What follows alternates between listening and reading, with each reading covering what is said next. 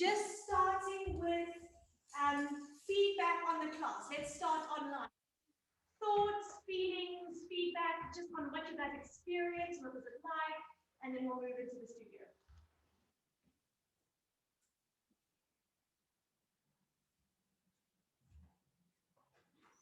Can't hear you, Angela. If there was no feedback, that's also fine. Just thought if there's any, if there's any questions or things you noticed or anything that came up, all good online? I don't think we can hear you, Angela. It seems like your sound's not working. Can you hear us? It's like story of Zoom. Can you hear me? I can hear you. There we go. We got you. Yeah, I can't hear you so well. I don't know if everybody else can hear you. It's just a lot softer now. You guys, can you hear me fine? Just the same as earlier? Okay. What you can do, Angela, is disconnect and then reconnect your sound. See if it makes a difference. Better now. Maybe I was just far away. Oh, okay, cool. Anything you wanted to add about the class? Are you all happy? Yeah. Okay. Anyone in studio? Thoughts, questions? Yes, question. In the crowd, in the beginning, probably like I wasn't doing it properly, but I think this might be a question that if you teach, people can do. In the beginning, I was getting big bruise behind my back, behind my arms, yes. And I was thinking it's because maybe my core was not strong enough, or maybe the position of the legs was. I don't get them anymore, but I just wanted to know why. So Francesca was saying when you first started learning crow, she got like bruises on her arms. She doesn't get it anymore, and so she wanted to know, did someone tell you it was because of core, or is that what you thought?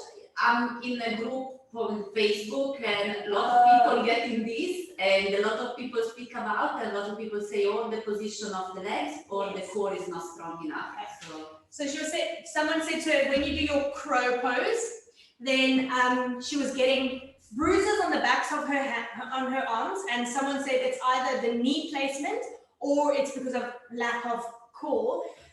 Which in itself is also a big question, because like, what do we mean by core, right? But we won't dive down that rabbit hole as well. So I was just speaking to Lily about it in the other studio. There's different ways of doing crow in terms of arm placement. If we think about crow pose, we told you guys to get really quite nestled underneath it. So do you see, I'm not placing my kneecap on my arm, I'm actually on the inside of my knee like that.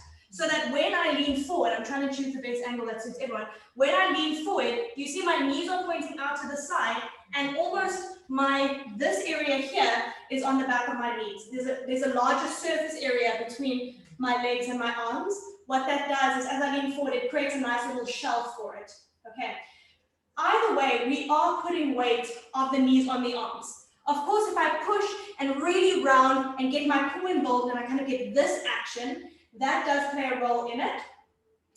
But the other way that we do it, which is maybe how you were doing it before, and it's the way that Lily did it in the class, and it's sometimes the way I practice, is I put my kneecaps on my tricep. So that knee bone is resting on my arm.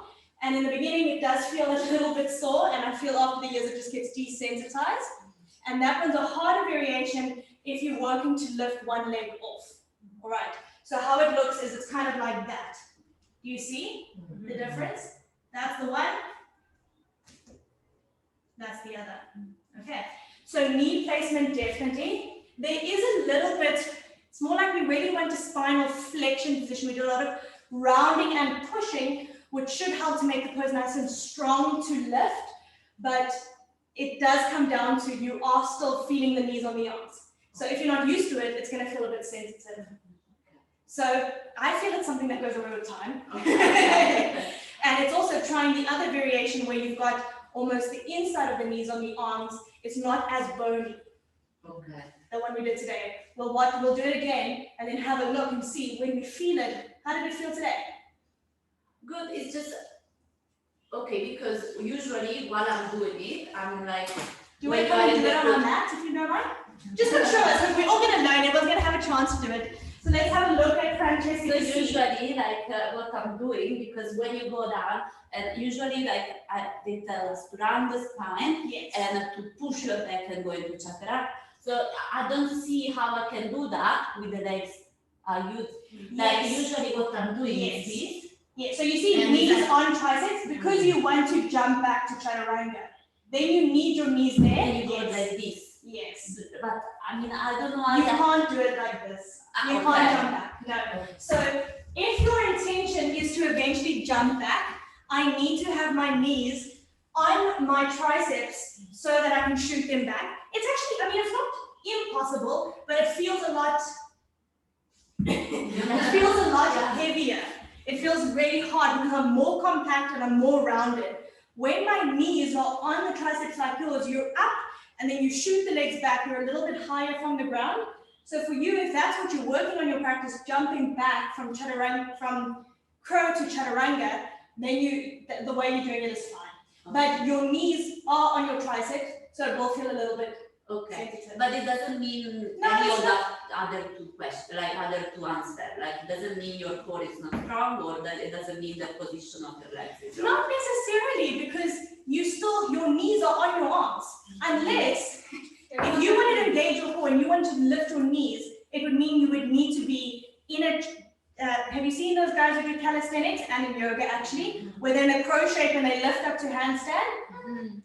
That's essentially what they're telling you to do. You need to be strong to become lighter on your knees, which means you're almost working towards lifting your legs. So there is this aspect, I mean, jumping back is very different. When we're trying to get low and lean forward, jumping back, you want a little bit of lightness. So you do push a lot, really squeeze your abdominals so your knees feel light and then you shoot them back.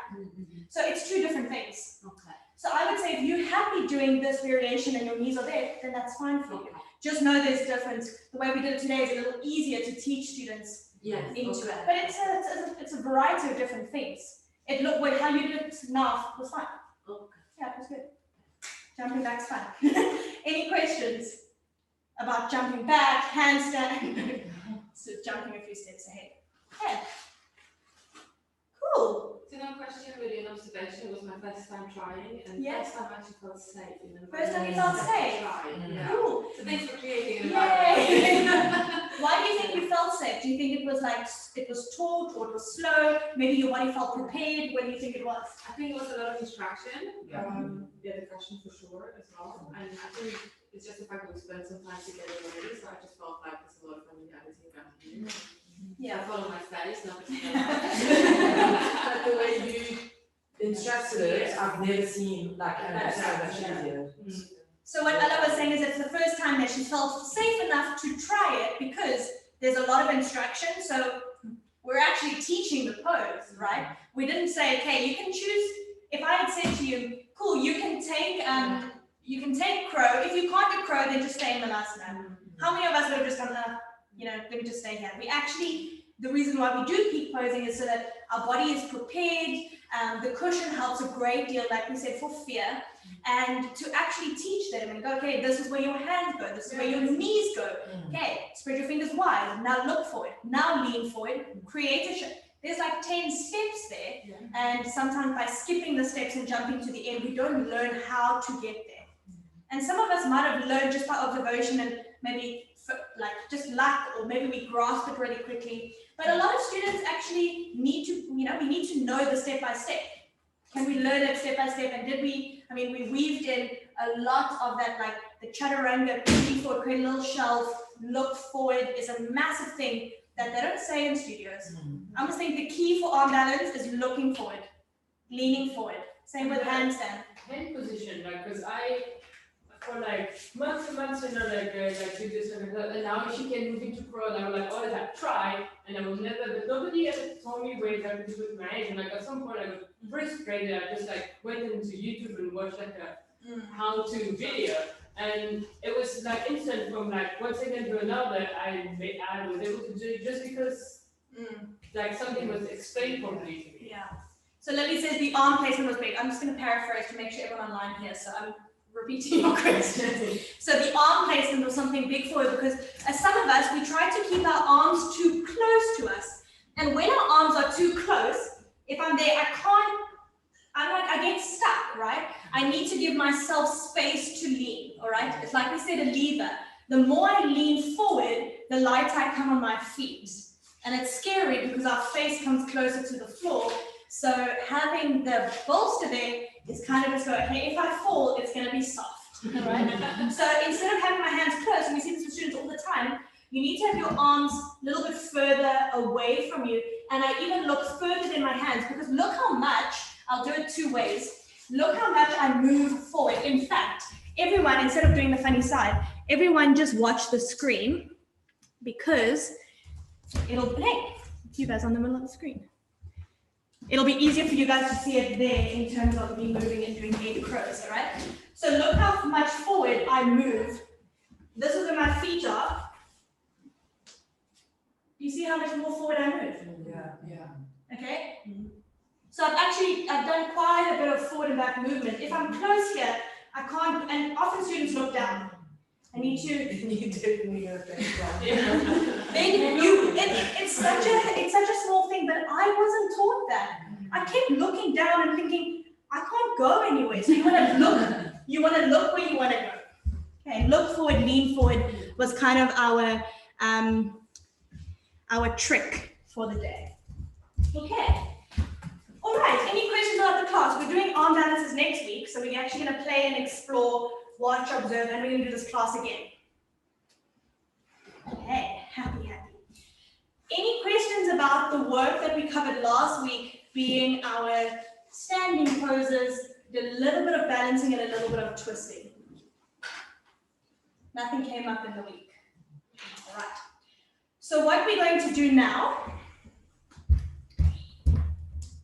I made some additional notes. Okay.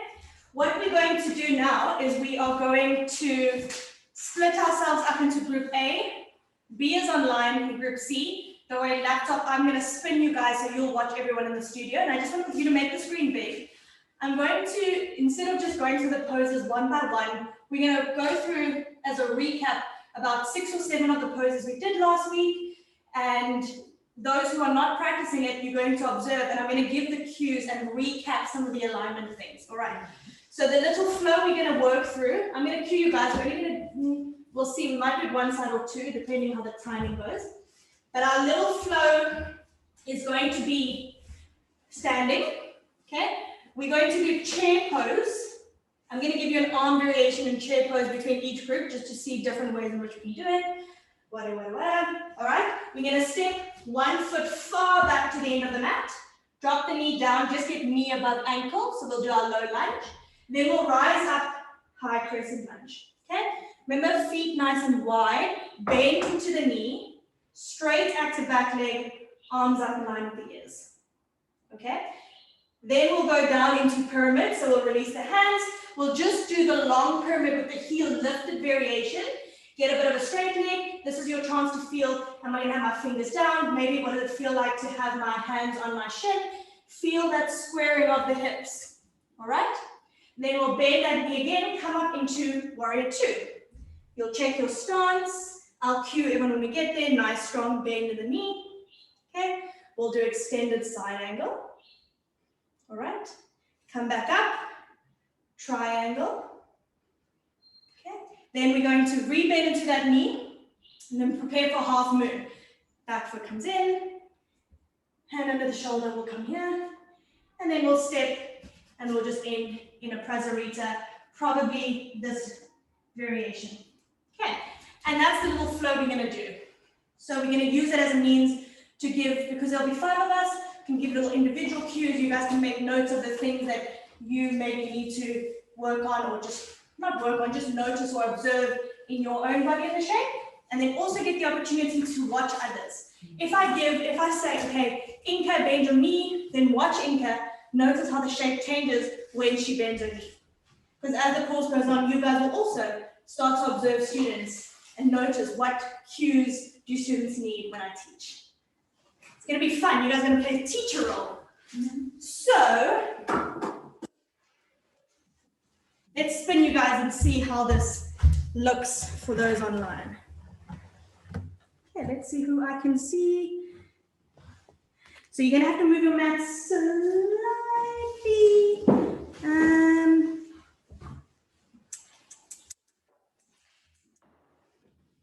Actually, it's not going to be a problem. all I'm going to ask you to do is you're going to set up the mat here. Don't worry if it's blocking your Francesca slightly. There's only so much we can do in terms of space. Okay?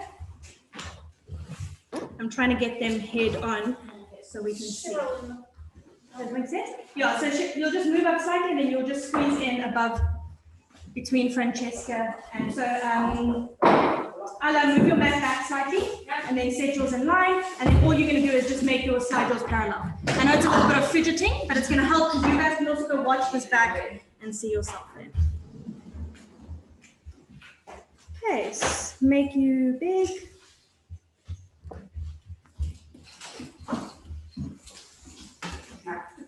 Don't worry, I got you. Thanks. I'm a master mat mover. We need a whole course on mat placement. Mat placement. Yes, that's cool. You guys can see everyone now. Does it look cool and clear for those online? Nice. Okay. And for those online, all I'm going to do is I'm going to drag you guys to the side. So stand here. This being the front of your mat. All right. You're not going to see the whole body, but you're going to see generally. And then if I feel there's something we want to highlight and we want to, then I'll pause and we'll zoom in on them. Okay. So let's stand toes, feet together at the top of the mat. Okay. Toes touching. If you need to, feet a little bit apart. Chair pose, sink down nice and low, bend your knees, arms up in line with the ears. Okay, good. Sweep your hands down to the base of your spine, interlace your fingers and make it a little back bend. Good. Sink down nice and low, lift up your chest. Release the hands, slowly forward fold. Hands come down to the floor. Okay. Let's take a big step back with our right foot. Okay. So just into a low lunge, so you're the front of the right here. Okay, drop your back knee down. And just check your left knee is above your ankle, so low lunge variation with the back knee down. Okay, on your fingertips, find a little broadening for your collarbones. Nice, so you feel a little opening into the chest there. And then what I want you to do, Francesca, if you lean forward into your lunge, good. So do you see her hips were slightly back and I asked her to lean forward? Did you see that? Okay, and your knee, you can creep your foot a little bit more forward. Good, now that's a nice stance there. Same with you, Christina, a little bit forward too. All right, cool. So we saw those little differences. It made it more of a lunge for her. All right, now tap the back toes, lift your right knee. Okay, let's go into a pyramid while we're here. So straighten both legs, send the hips back. All right. Now pull your left hip back, right hip forward. So Christina, did you guys see that? Go back to where you were. That's where she was. Okay, so you can see her right hip was up a little bit, and now she's just squaring out her hips. Okay, good. All right. Now bring your fingertips as they're on the floor. Just find a little bit of a lift. So almost like a halfway lift. Yeah. Good. So there's another variation. You can do it as a bit of a lift, or you can do it as a fold. Inka put her hands on her shins there. Does it feel a little bit better on your shin? It feels worse on that. It feels worse because it's you're loading. You're putting your weight on that front leg. All right. So she chooses to keep the hands on the floor. There's a little bend. That's okay. All right. How did that one feel for you there, Ala? It was also loaded, yeah. It's also, yeah, we're adding load. Yeah. Okay, let's rebend into your left knee. Come up into a high crescent lunge. Sweep your arms up in line with the ears. Okay, good. Now, I want you to have a look at Cheryl here. So Cheryl, straighten your back leg quite a bit. Now sink down low so your shin is parallel. So you just have to slide that back knee back a little bit, or your back foot. So there, her stance could have been a little bit wider because when she sinks low, that back foot needed to move back. Okay, Christina, straighten your back leg a bit. So it's more just like you're straightening it. Good. Now keep sinking down low. Good. Lift up a little bit. So you see there's a little bit of a bend. It may just be the way your leg is. Straighten your arms. If it comes to side, step out, come back in. So How was happening? okay, come back up out of this. It's a bit long. All right. So she's in a lunge. Do you see there's like a little bend like this? Okay. That just may be what her leg looks like. So when I asked her to straighten, she came up a bit. All right. So I might feel, okay, can you keep that leg straight? You see, even though my leg is straight, there's a little bend. It's the shape of my leg, all right? You can sink down nice and low, and that's just going to make it a little bit more intense on my hip flexor. So it was more about straightening that back leg, but keeping low in the front of the leg. Okay, let's come back into it. If you want to measure out from your low lunge, because we might have shortened the stance a little bit while we were standing here. Yes, that looks better straight through. Yes, arms up in line with your ears. Good. Now maybe from where you guys are standing, you can see their arms all look slightly different. Okay, Alice, I know your hip flexors are feeling a little bit sticky. See if you can bend down a little bit more into that front knee. Good. And you see, because of her hip flexors being a little bit tight, so the back knee bends a bit, but I know you're having a little bit of difficulty with that knee. Okay, open up into a warrior 2. Ground your back heel. All right, now check. Left knee tracking over left toes. Turn your left toes towards the front. And then squeeze your left knee a little bit more to the left side so you can really feel an opening in that front hip. Let your left hip come with you. Same thing, Alice. Sink a little bit deep into that left knee. Now I want you to watch. If you can't, that's fine. But I want you to just notice that the thighs are not parallel. We're working towards it. If it's painful, just say where you are. Okay? Bring your left arm onto your left thigh. Go into extended side angle. And then Inca, sink down low. Lower. There, you're good. Okay. Arm in line with the ear. Christina, rotate your chest open. Aha, did you guys see that? The slightly rolling down. Okay. Come back up, straighten both legs, bring your hands onto your hips, just breathe for a moment. Okay. Keep your left toes pointing towards the front of the mat.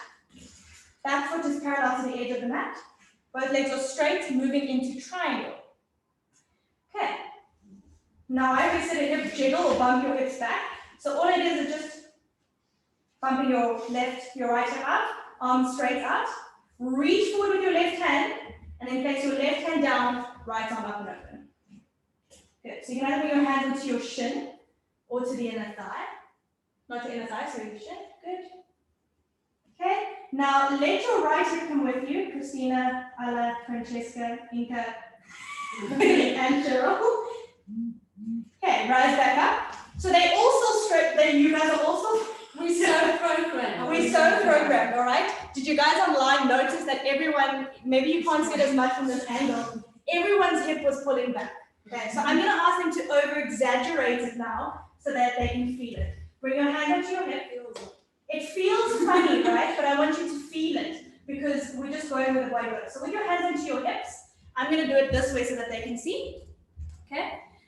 All right, so my left toes are 20 to the front. My left hip, pull it back slightly. Let this right hip come with you. So you should be facing towards that window. Okay? That already looks a little bit better. Arms up to the side. Now reach. Now go down. Extend your arms up. Notice if you guys see a difference. Good. And then Cheryl, you can just bring your hand in line with your shoulder. I know, this is just a spider. Ah! Yes, I just understand on him. Give him a little flick towards the door. He's still living. Don't worry, he's good. All right. How does that feel for you guys in the pose? Better. Okay. Now, all of us, imagine you just lengthening your arms inside the body. Just pull like yes. Little movement. Okay. Come back up into standing. Okay. How did that feel differently for you guys? Sounds a little like the opening was more difficult on the shoulder. Maybe if you find that that opening in the shoulder is a little bit tricky, so let's say she finds if she does this, she goes down, but I struggle to open up, hand on your shin, open up. So you just need maybe feeling, try it out, maybe feel you need a little bit of a lift to twist and open up, and a little leaning back possibly. Okay? How does it feel? You're still pulling that right hip back a little bit. There. Look, your hip is coming with you, so you might not feel because you can come out of it. If we've done this for so long, pulling it open, we're actually used to this. This does feel different. It does feel different in you, right?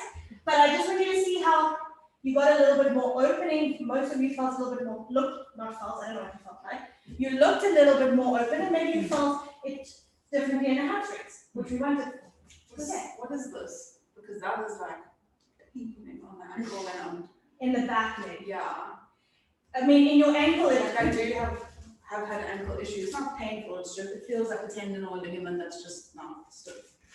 come in your triangle. Yeah. Come into your triangle. Because I've always only had Let's have issues a with look. my hamstrings. In your back leg. Yeah. It's so funny, my back foot, I feel zero. Nothing. So yours, I mean, yours starts to, well, you can switch short legs a little bit short. I think it's just from standing for Feel what it's like to bring your weight into the outer edge of the foot. And what does it feel like someone's injured? Do you feel like you're rotating more than one side I to the feel other? like it's more so when I come internal. Okay, try to just level the foot, actually just push to the outside foot, just put a little bit of weight there. Bring yourself up a bit. Your stance is longer, right? So instead of being shorter, I'm now taking that foot a little bit wider, and so it may feel new, it may feel a little bit sticky. Keep an eye on it. If it's the same thing, if it's painful, I'd say heel to that foot in just a little bit shorter, see what it feels like. Okay? You don't have the amount of time in a class to do this to every student, unfortunately. But now while we're workshopping it, while we're looking at it, let's see what it's like. Okay. Can you just repeat that hip movement again for me, please? Okay. All right. Okay. So toes forward, right? This is what we've been taught. Okay. I'm going to start in a Krasarita. I'm going to face this way because I want the people online to see too. All right. I've turned my toes out. Mm-hmm. We've been told to fix this hip, but by turning this out, if I let it go naturally, it does that. Okay. Then I reach my arm. We want to do this. This is natural. So I imagine, like you said, if I had to kind of, you know, when you stand and you kind of do this, Pop your hip. you pop, yeah. Imagine you were like doing this, but in yoga. Okay, I've kind of like thumb that hip out to the side. So essentially, I've kind of moved my hips a little bit more diagonally than open. Okay, then I reach, hand down, and then down. Okay, and then you guys will feel it too and have a look. Any questions online with that? You guys all good so far? Okay, we're going to get them into a half moon and then we're going to chat. So a half moon and then Prasarita. Okay, so let's just take a nice wide stance. All right, come into your warrior two. Now a good cue for warrior two to check is if I bring my knee over my ankle, all right? That should be a nice wide stance. If my thighs are parallel, that's what I want them to sink nice and low into. Feel that left leg working. Are we doing the hip thing in this now? Warrior two is the same. Warrior two is the same thing. Okay, All right. So remember, we've got left heel to right inner arch alignment of the feet. So you can check through that. All right. Now to get into a half moon, we're going to do it slowly because I want to recap it with all of you guys too. All right. For now, just because we're going to do it slow, we'll take our. I'm going to squeeze in here if you guys don't mind. A nice pretend we're in a full studio. I'm going to heel to my back foot in slightly. Bring my left hand way forward and to the pinky toe side. You guys see that's about 30 further. Okay? Good. Okay? Lean forward. Start to elevate the back hip. Okay, now I'm going to check. All right. So Cheryl, bring your left hand slightly to the left side.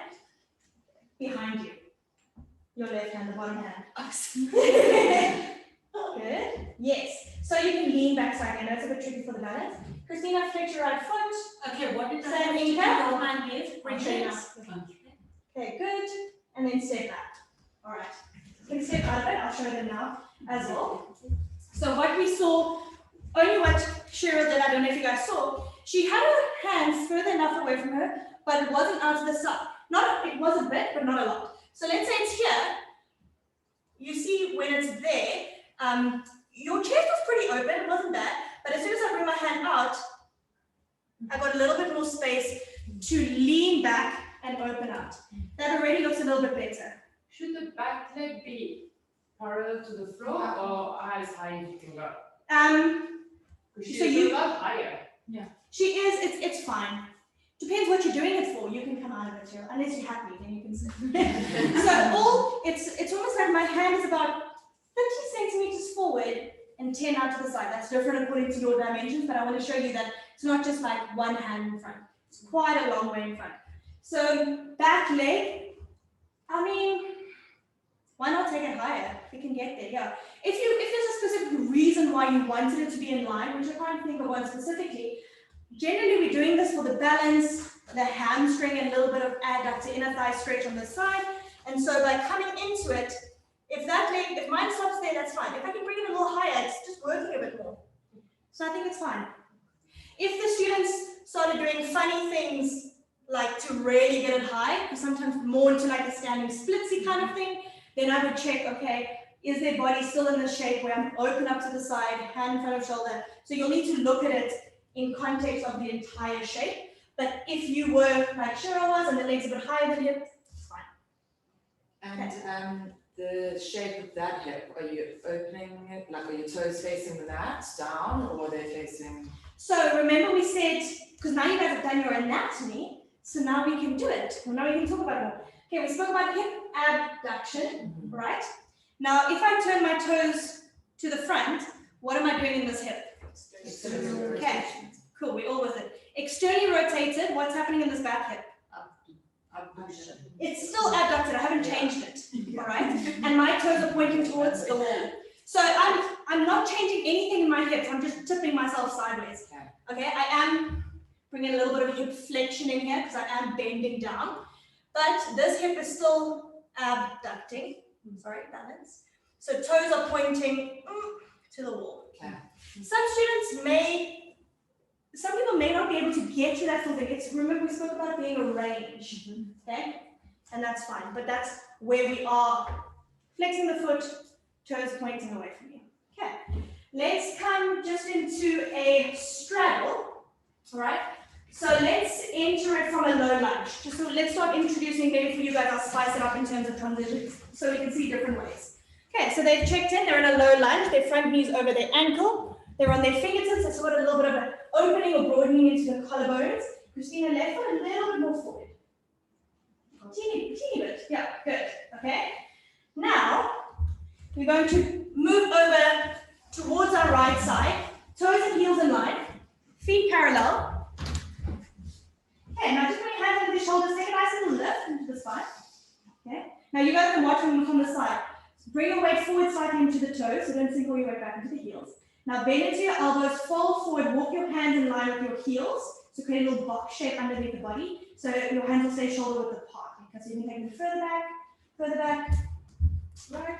So if you want to look here, Christina, just bring them here, and then squeeze your elbows in until you make a little box shape. Okay. Good. Okay, probably for you, Francesca, too, you can walk your hands a little bit further back because you're quite a happy little forward folder. And then bring your weight still forward into the toes. So just keep checking in with that weight distribution. Okay, bring your hands underneath the shoulders, find a nice halfway lift. Heel to the feet towards the ladder. How did that feel? Remember last week we said Cheryl had her head on the floor? How did that feel for you? You were a little bit higher now. You weren't, your head wasn't resting on the floor like that. Because I didn't, because you did yes. one. No, that's right. Yes. I'm just in class in the week, I put my head on the floor, but here with you, I. So once there's no right or wrong way to do it, it's just different ways to do it. Because we told you to not widen your feet wider. If you wanted to do like a rounding and actually get your head down onto the floor to make the forward, you'll get some back rounding, all right? So can I ask you to show everyone, because then they can see the difference between it, all right? We said that just like in downward dog, our intention is not, we don't have to get our heels down on the floor, but they may get down on the floor, okay? We don't need our head to get down onto the floor, but it may. But how you do your feet now with the same stance as downward dog was a little bit lifted, and that's fine. But if she goes to her class and they say head on the floor, she's going to round her spine a little bit more and do it, because that's what they do. They're just different ways to do it. And it's like, what are we doing it for? Would you mind showing me one from the side? Okay, so what, Go here. you guys can still see her there. Yeah, that's fine. So just go into how you just did your forward fold now. So your feet were a little bit narrower than what you normally do. Okay, walk your hands, yeah, you can take your time. Walk your hands back in line with your heels. Okay, and walk your hands more back. So the heels of your hand. Okay, good. Now bring your weight slightly forward into the toes. Your heels, your head is slightly off. Okay, that's fine. So where do you want my head, on or off? Well, go where you naturally go. Go where your body takes you. So I would naturally go here. Okay. But I know you don't. I'm not telling you what to do. I just want to show everyone what your body does, okay? So folding forward, if your head naturally, if you bring your hand there, is your head on the floor? Yeah. Yeah. Okay, and is that how you naturally practice it in your studio? Yeah. Okay, cool. Walk your hands underneath your shoulders. Okay, you can lift your head up, sorry. Good. Come into a low lunge, just to walk your hands over to one side, drop your knee down. Back knee down, knees over ankle, it's the same dimensions, okay? But now, that's fine, her head naturally goes onto the floor. Quickly stand up, and I'll compare you to me, for example. I'm just gonna get us to stand next to each other, because you guys have done dimensions. Okay, so have a look. Cheryl and I, all right? if you put your hands onto your hip bones, where are they? Okay. I'm a lot taller than Cheryl. My legs are actually almost the same as yours, okay? Hip bones there. But you see how longer my shoulder is than hers, okay? So bring your arms up. We can't see. This is not going to come over here. No, other direction. Come over here.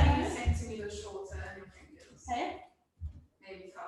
We can't see. No. 5. All right. 10. My head is a lot higher than yours than what my fingers are, okay? So I'm just showing you different body dimensions. Bring your hands along the side of you and kind of see where your hands rest here. You do this. Kind of like put your crease of your hands into the crease of your bottom. Okay. Our hands are almost the same length. If you look at Cheryl, you've got such a beautiful groaning from here to here. So if you look generally, you've got quite short legs but a really long upper body. Okay, which means if I fall forward, it's your proportions. It's just differently. So her head naturally goes onto the floor. Yeah. If I look at someone who's the opposite, who's got really long legs. Probably. Okay, yes, let's compare with Lily, because Lily's the tallest here. She's got really long legs. If you don't mind just standing next to each other. I can't even see Lily there. All right. Now, this is going to be funny, but I want you guys to compare your forward folds next to each other, okay? So all you're going to do, because I just want you guys to show you guys in line with the, On your arm, right? if you don't mind, would you mind if Lily goes on your mat? Yeah. Okay, so Lily, just go onto Christina's mat, you go on your mat, and I just want to just look at the difference between them, okay? So you can go from a low lunge and then just walk over to the side. So So it's not fancy, just seats enough. yeah, just step your leg back, just walk over. Okay? All right. So just look at the difference in their stance. Okay? Cheryl's stance is a lot shorter by like 30 centimeters. Okay? Now fall forward. Okay? Now, Lily's also very happy, most of us, we're pretty happy in our forward folds here. But her head is about what, like 5 centimeters off, and she's almost at a full forward fold. Can you walk yourself further through your legs? Either of you, don't push yourself too far. And just notice, if you can, go further than a fold. What do you mean? Like come more through your legs. More through with it. Wow. Okay? They round their spine a bit more. But they both have flexible hamstrings, but their shapes are very different. Do you see Cheryl's, her back rounds a little bit more in the upper back? Okay, you can just walk your hands back and come up. All right, you can step to the top of the mat. Any questions from those online? Could you guys see that fully? There's lots of smiles and going, wow. So I wouldn't say to the class, don't put your head on the floor. I would feel, okay, maybe walk your feet in a little bit, because our intention is not to get the head on the floor, because we're maybe not spending a lot of time there, we're maybe not going into the headstand. If we're just transferring from one to the other, you wouldn't put your head down to then bring it, maybe we're just moving through it. So it depends, what are you doing it for and why are you doing it? She says, drain the tension from your Drain. brain. It's my class. It's my favorite part of my class. Drain the tension from your brain. Yeah, and I'm picturing it going into my mat. My magic carpet. If you want to drain, I'm not quite sure what that means, but if that works for you, that's fine. It's an analogy to help make sense. It's a feeling, it's a sort of experience. So you also did it a little bit differently today than last week. The weight was a little bit more into the heels and your head was more on the floor. Now when you rocked your weight forward, it was a little bit lifted. But because of my body dimensions, hands on the floor, it's fine. But when you shorten your stance, it lifted quite significantly. Or you made your stance more liquid. But it's fine. Okay? Different humans, different bodies.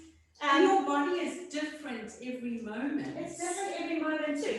If I was doing a flow where I was lifting up, let's say I was doing low lunge, coming here, forward fold over to the other side, I've only got one breath.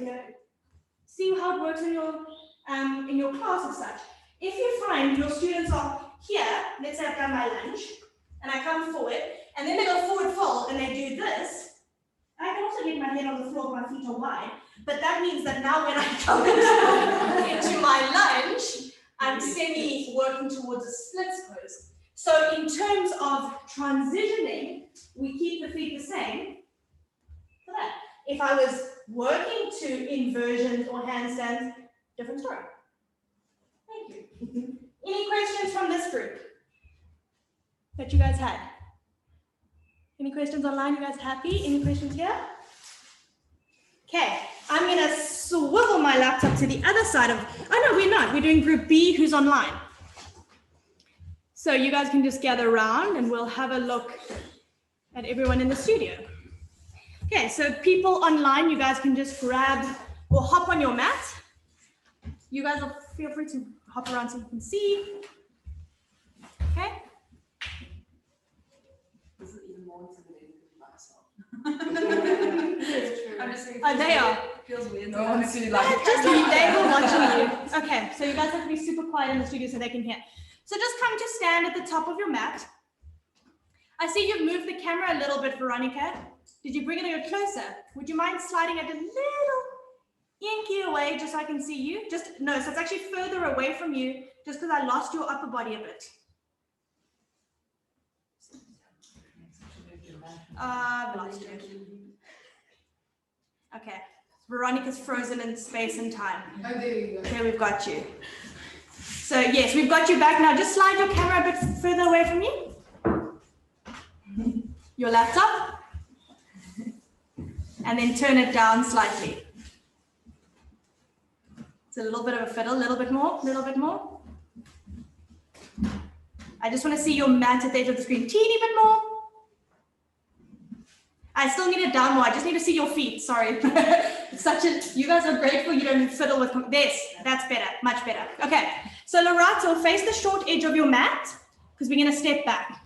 So just like the others on the screen, you'll just face the top of your mat and then turn to the side. Other way. Yes. Okay, cool. All right. So you see, this also, now you realize the cues. Okay, so Veronica, also feet together, looking at the short edge of your mat. So like you were standing in mountain pose, getting ready for a sun salutation. Yes, to your right, other way. Yes, there, pause, good, great. Okay, so chair pose, okay. Sink down nice and low. Good, okay, so just notice all the chair poses look different.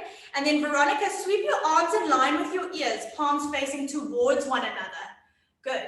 Now what I want you guys to do is to bring your shoulders over your hips. So you're kind of doing it in upright chair pose.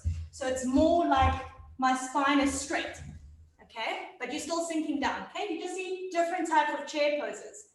Good. Bring your hands down to the floor. Good. Step your left foot far back into a low lunge. Okay. Now keep your back knee lifted.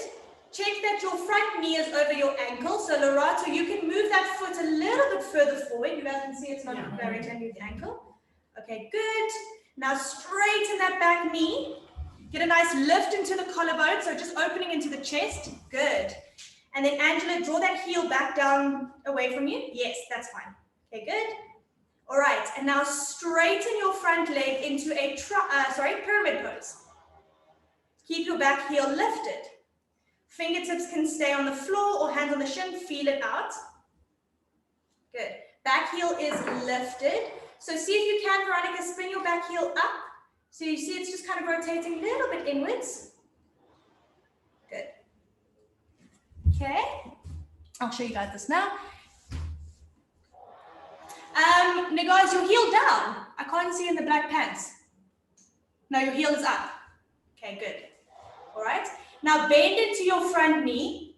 Rise up into a high lunge. Good. Okay, knee over ankle. Good. Straight back leg, arm in line with the ears. So Lorato, your legs are perfect. Extend your arms in line with the ears. And then square your hips to the short edge of the mat. So you're facing forward. Good. Now Lorato, you can lift up a little bit. Teeny bit, just straighten your back leg. Yeah, do you guys see there, parallel? Nice. Nigar, that looks good.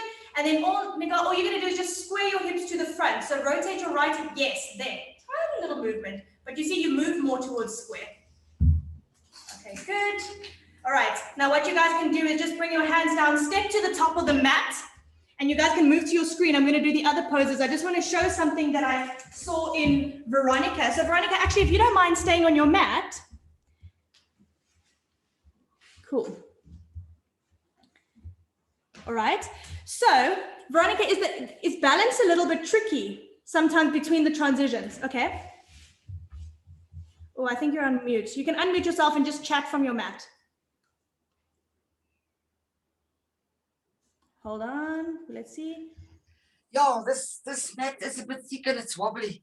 Yes, yeah. So what happens Yeah, I haven't got yes, when you're on the Not ball stable. back foot, because what I can see in your back foot, if you guys can see me on the screen here, I'm gonna wiggle my way back. What you would sometimes do is you kind of rotate, the heel's lifted, but the foot is still at a slight angle because maybe if the mat is slippery or sliding, then sometimes we kind of move, we want to ground the heel for a little bit more stability, okay?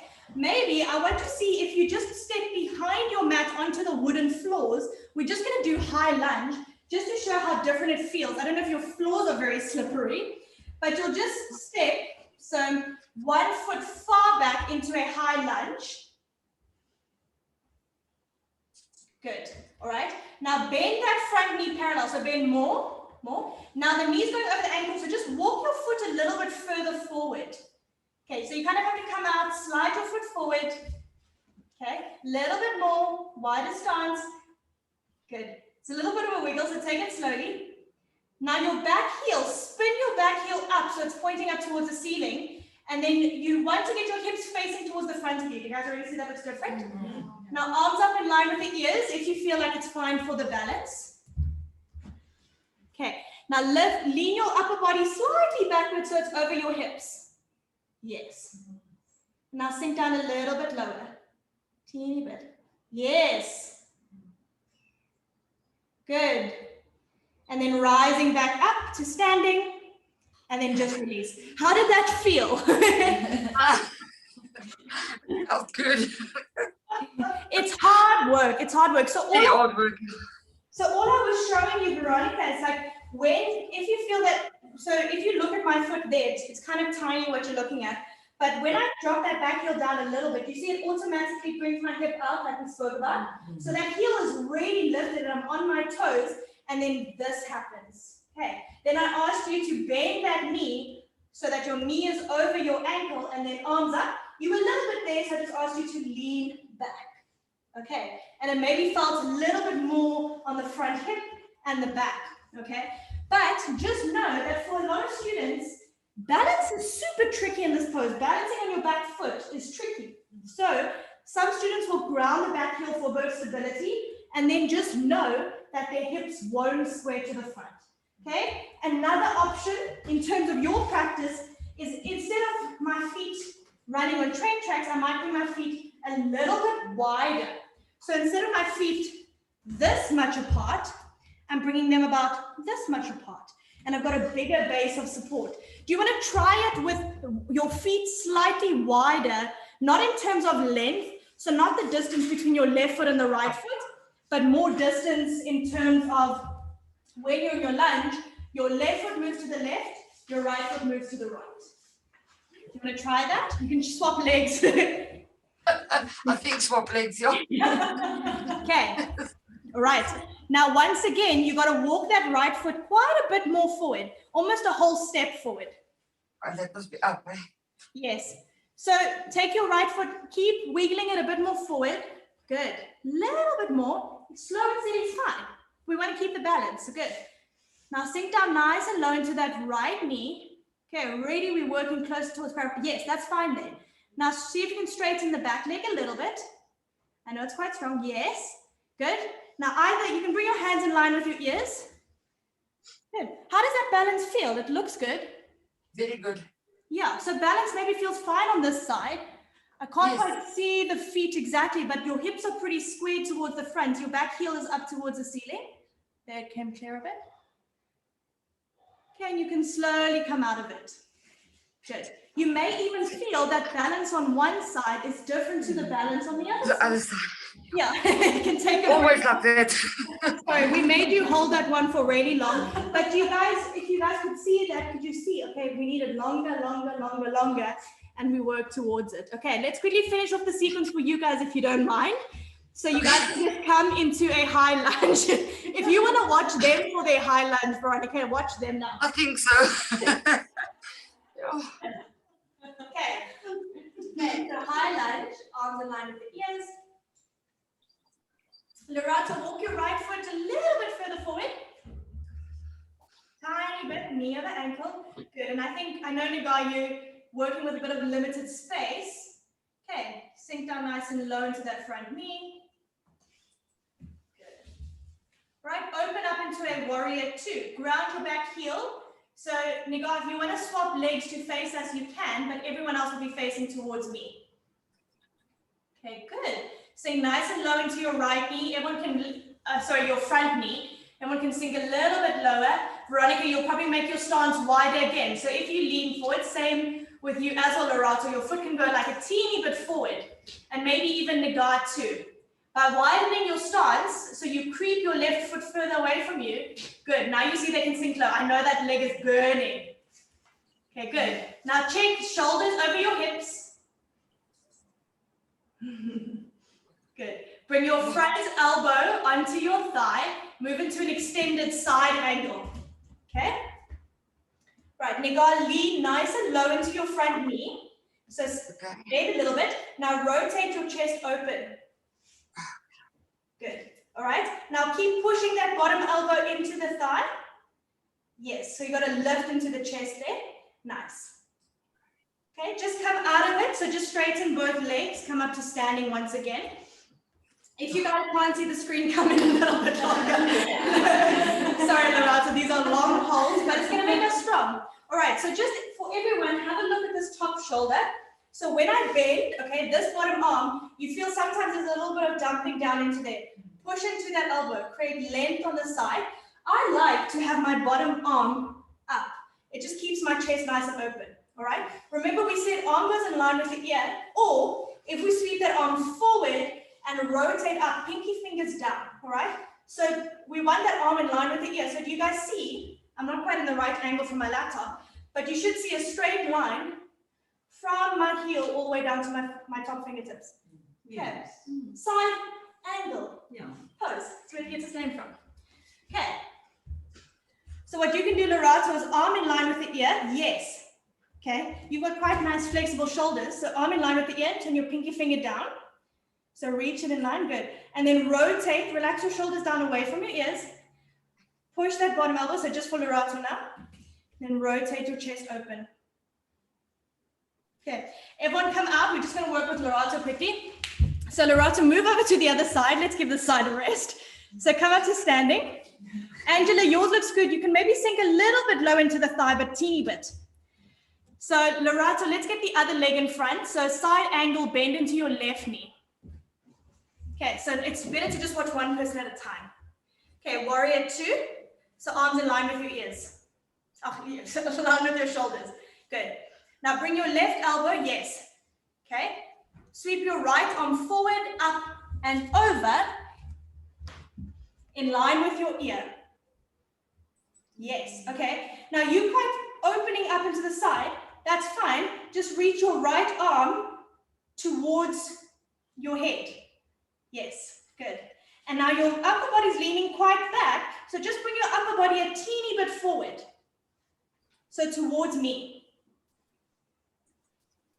Yes, good. Now turn your pinky finger down so your palm faces away from you.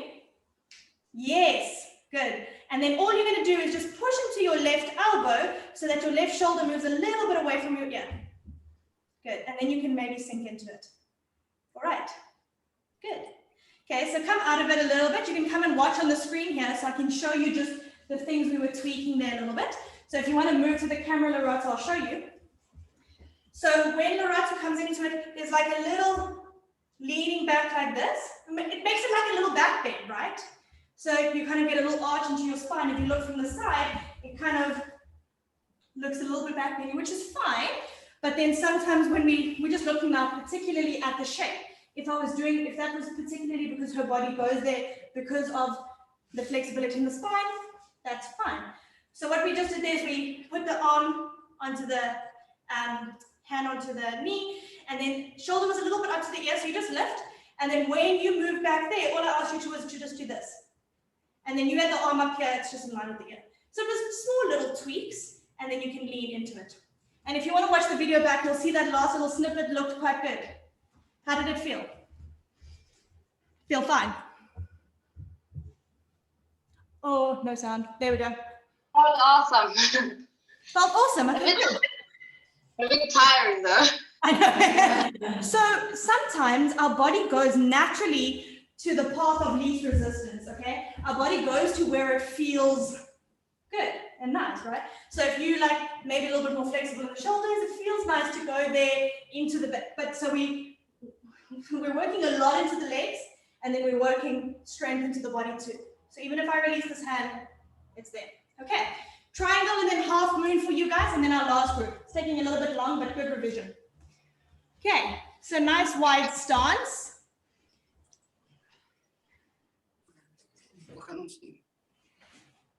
Okay, so Nigar, a little wider stance.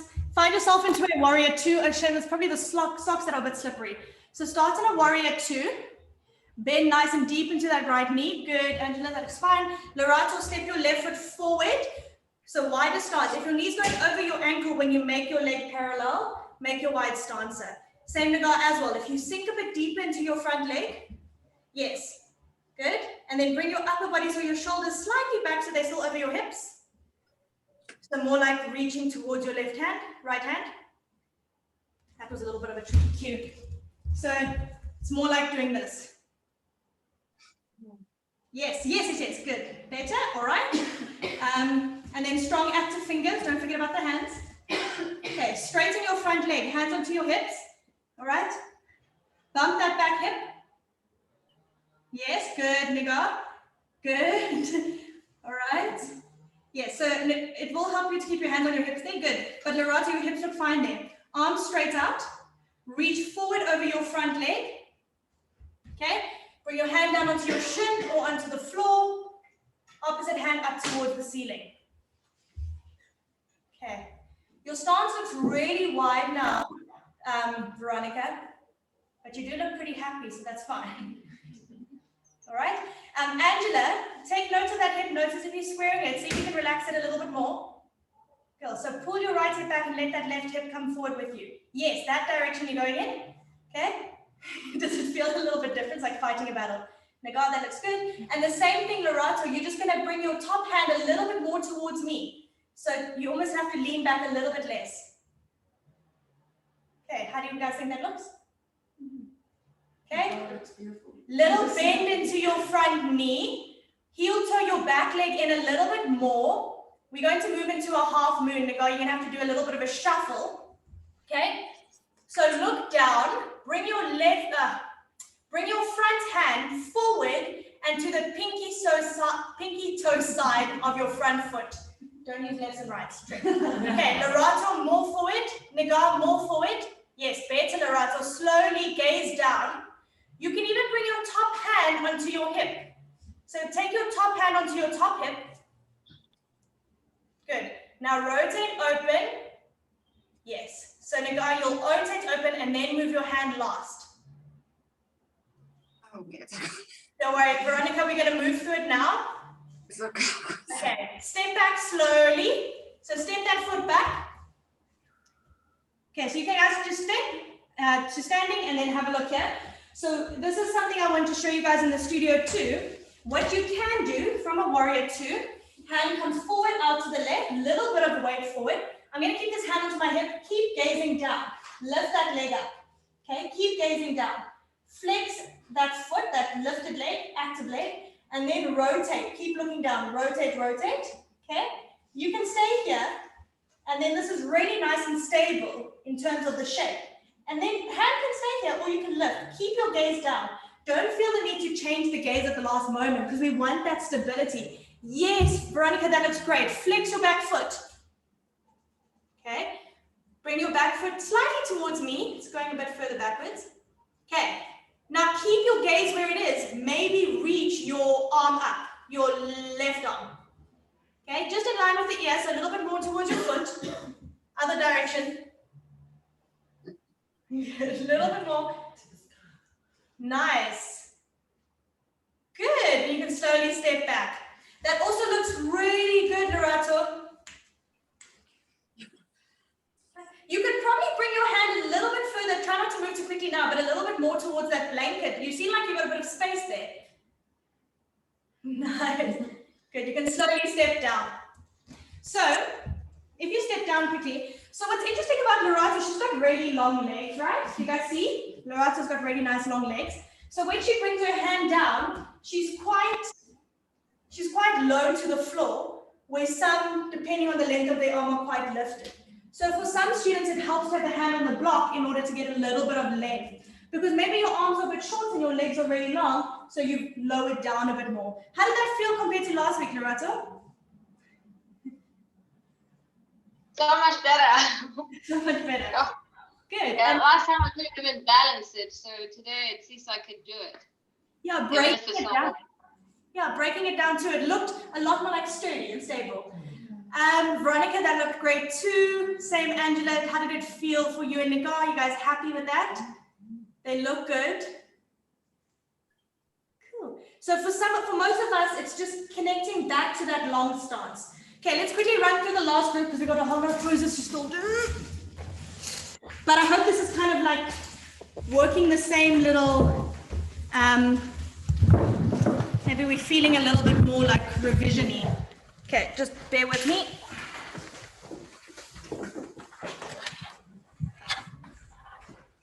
Too many connections and cables here. Okay. So what you can do is you can just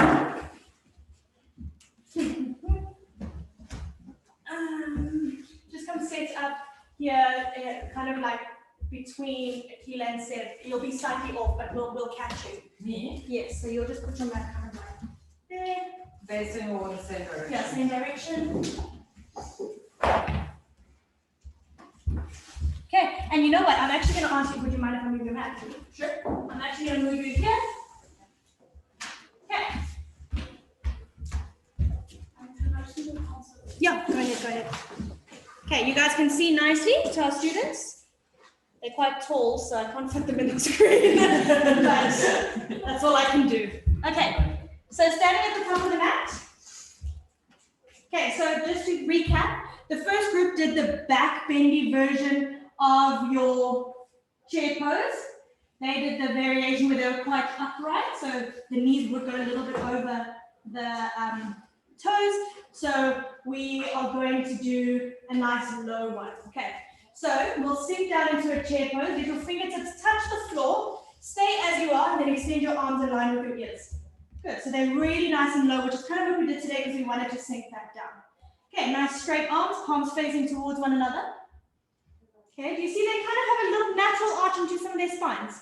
It's what happens when they send their hips back. Okay, bring your hands down onto the floor. Let's step our left foot far back to the back of the mat. Low lunge, right knee over the ankle. Okay, now either, it's nice to be on the fingertips, just broaden through the collarbones. Feel like there's a little bit of a lift into the chest. Good. And then Akila, see if you can straighten your back leg slightly. It's kind of strong on the hip flexors. Yeah, good, I know. Okay, keep your stance as you are. Straighten your front leg into pyramid. Okay, good. All right, so see if you can lift your heel a little bit, yes, and then your heel just moves a bit more towards me. So sometimes it's kind of moving half towards ground and half not. Good, and then your heel can still draw down, but still saying, yeah. Okay, good. All right, feel what it's like just while we're here. What does it feel like to have hands on the shins? Good, it's a bit tricky in the balance. So I just want you to see, you can see Akila's there. She brings her hands onto the floor and there's a little bend into your front leg. You can still feel your hamstrings pretty strong. So it's fine, you're still feeling your hamstrings. There's a little bend, but it's better for her than having the hands on the shins. Feels a bit better, it's also balance. All right, bring your hands down, re-bend into that right knee again. High lunge, arms extend in line with the ears. So staying on the ball of the back foot, Akila, just for now. Your feet have moved a little bit more parallel, so you still want to check that they're still hip width apart. Good, yes. Okay, now let's check parallel. I'll be in the parallel police on the side. You guys are all pretty good. And here, you maybe, no, you're actually fine. No, I was going to say lift up a bit, but you're fine. All right, good. Now I want you guys to just straighten your legs a bit. They're the last group. They've been watching you guys all. Okay, stand closer. I want to just show you something just Seb and Akila, just come to the front of the camera here, or you're just going to stand to the front. You might not, actually just stay where you are, they can see you. I want you to just lift your arms up in line with your ears. You can keep your feet as they are, whatever. Okay? All right? I just want you to notice, you can't really see, but some of their hands do this or this.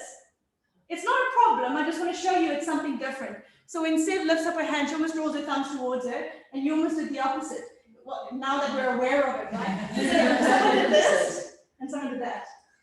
Okay? So it's not wrong, it's just interesting to know that's where your hand naturally goes. So we just try and keep, we're not going to tell someone to change their wrists. That's the last of our worries. But just take notes, hand straight up towards us. Okay, back into a high lunge. Could you guys see that? It was very small. It was kind of like a little radial and ulnar deviation kind of thing. Okay, high lunge. Lily, you can lift up out of it. So find a bit of strength. Yes. So she's almost more than parallel. So she's got to work extra hard to come up. Okay, ground your back heel. Open up into a warrior 2. Okay. So Amy, you actually have to use it. Good. So Amy had to walk her foot slightly more forward. Check heel to arch alignment. Let that left hip come with you. So Akila, and even if it's a bit, you can bring this hip a little bit. Yes, a little bit more. Notice what that does to your right knee. Open up your right knee to the right side of the room. Okay, does that feel good for you guys? I'm going to check from the side. All right. And then there's a little bit of rotation into the torso. Because when I'm doing that, I need to rotate my chest towards me. Good. So you're just doing that with the shoulders. Bring your right elbow to your right thigh. Left arm goes forward in line with the ears. Good. Now lift up and out of that bottom shoulder. You can actually place, sorry, I say elbow, it's more like the forearm. Okay, good. And then see if you can lean forward slightly, a little bit lunge. Sorry, not lean forward, I mean lunge deeper. Wrong wording. Good. Then your forearm, yes, your lunge looks straight, and now you'll just extend your arm around here. I know it's good. Come back up into a warrior 2. Hands onto your hips. Straighten both legs, sorry. Okay, do a little hip jiggle. So bump your back hip out. Yes. Now do you guys notice your hip changed a little bit? Keep your hips there, arms extend. Reach your right arm forward. Place your hand down to the inside of the foot. Good. And then check in for this back row, just that arm slightly more towards your head. Good. If you don't mind, I'm just going to get that little awareness. So tiny, I would never, but just to show you, just for the shape. Okay, now you can see as well, for Akila, her knees are a little bit bent. It feels fine for you. What does it feel like if you bring your hand onto your shin? See, her leg went straight. Which one felt better for you? Little bend forward or straight hand? I don't know. Show one. Come up to stand. Just to show you, when she had her hand on the floor, would you mind showing us once again? So you want to look. That's very cool, right? All right, so when you go to your normal triangle, like you did your little hip jiggle, and so you can just turn around and watch. Okay? All right, so she did a little hip jiggle, straighten your front leg. Okay, now reach that right arm forward, bring your hand down to the floor. Okay, well now your leg's straight. There's a little bit of a bend earlier, a teeny little bend, but it looks fine, right? But if she put her hand onto the shin, she could straighten the leg and open up a bit more. So in terms of shape, I might say open the leg straight. There she gets a little bit more open, as long as it feels fine for your knee and your hamstring and the rest feels good. But as soon as you bring your hands open, it feels like you've got a little bit more lift and chest, and it looks really nice. How did it feel? If it feels the same, it feels the same. Yeah, I'm just really stiff today. Oh, it's so cold. No, take it easy. I'm just No, take it easy. But the hamstrings look fine. Right? It's just, it was like a tiny little micro bend, which is also, you might come to class with the thing, feel a little bit stiff, and choose to soften it a bit. Okay, finish off with half moon. So bend it to your right knee. Let's heel toe that left foot in slightly. So bring your right hand forward and to the right side of that right foot. So remember, you're going to shorten your stance. So, sorry, let's just tell you, when I'm teaching this, I would bend into the knee. I'd say, bring your hand forward, step that foot in, and then lift. Okay. Right, let's slow it down. So bring your right hand down to the floor, forward and to the right side. If you need to bring your left foot in, do it. Okay. Lily, more forward. Okay. All right, same. Akila, more forward. Step a little bit more forward. Same. Good. Okay. Now lean into those fingertips. Bring your top hand onto your hip. Okay.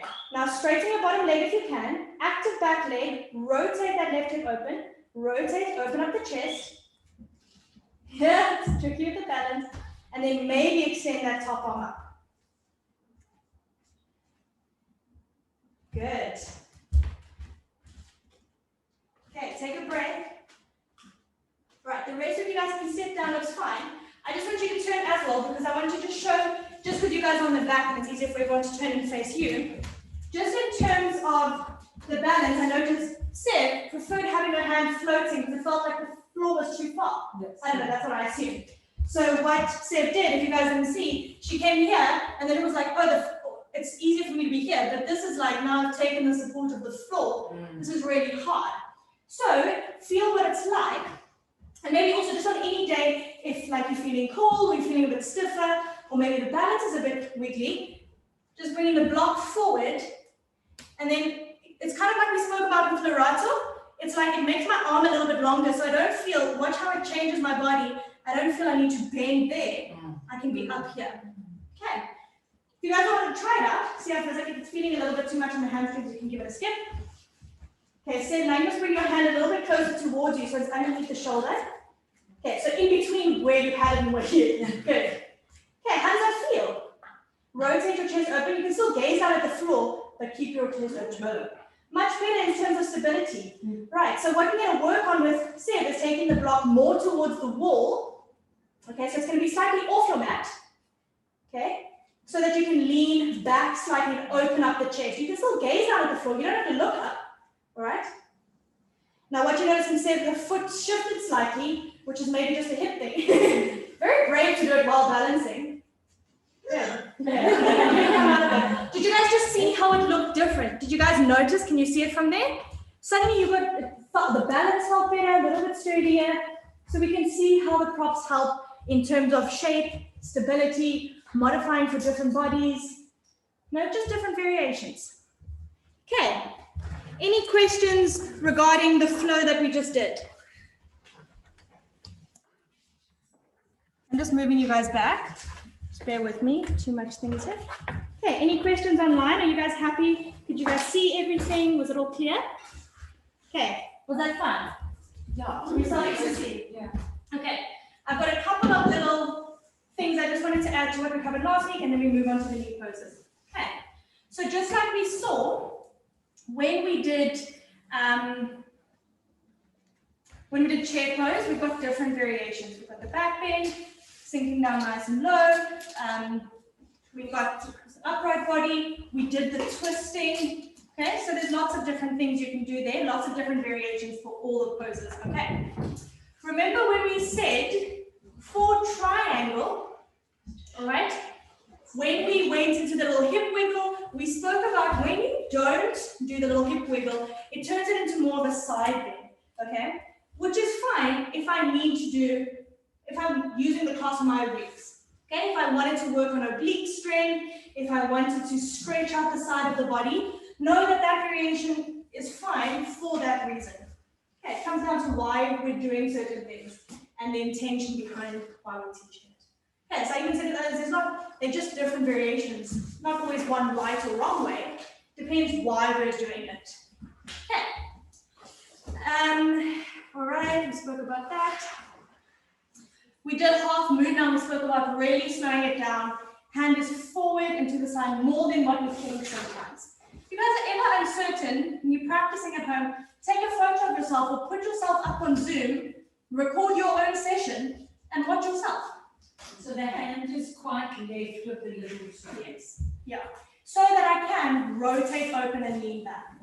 Okay. And then can you look up if you feel comfortable? Yeah. I would say keep the gaze last. Get the hand, lift the leg, hand onto the hip. I mean, whether the hand on the, it just helps you feel that opening. Extend the arm up, then maybe the gaze. Because sometimes when we move the gaze, before we've settled, we throw ourselves off balance. Yeah. Okay. All right.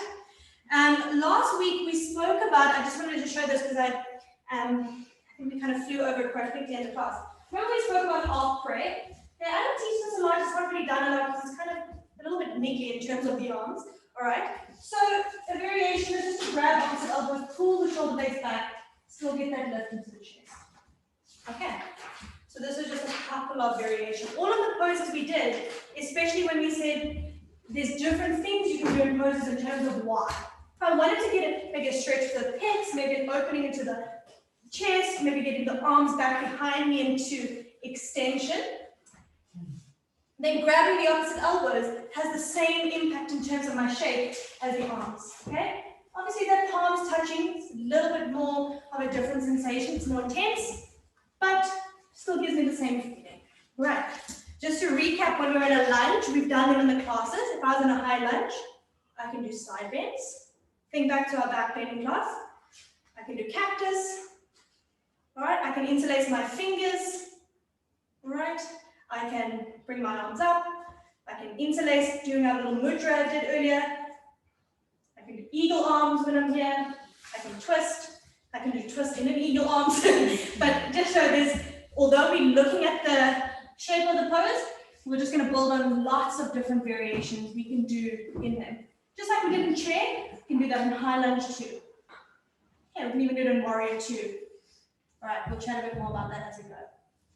Alrighty-o. And then, just one more thing, because I saw it came up last week.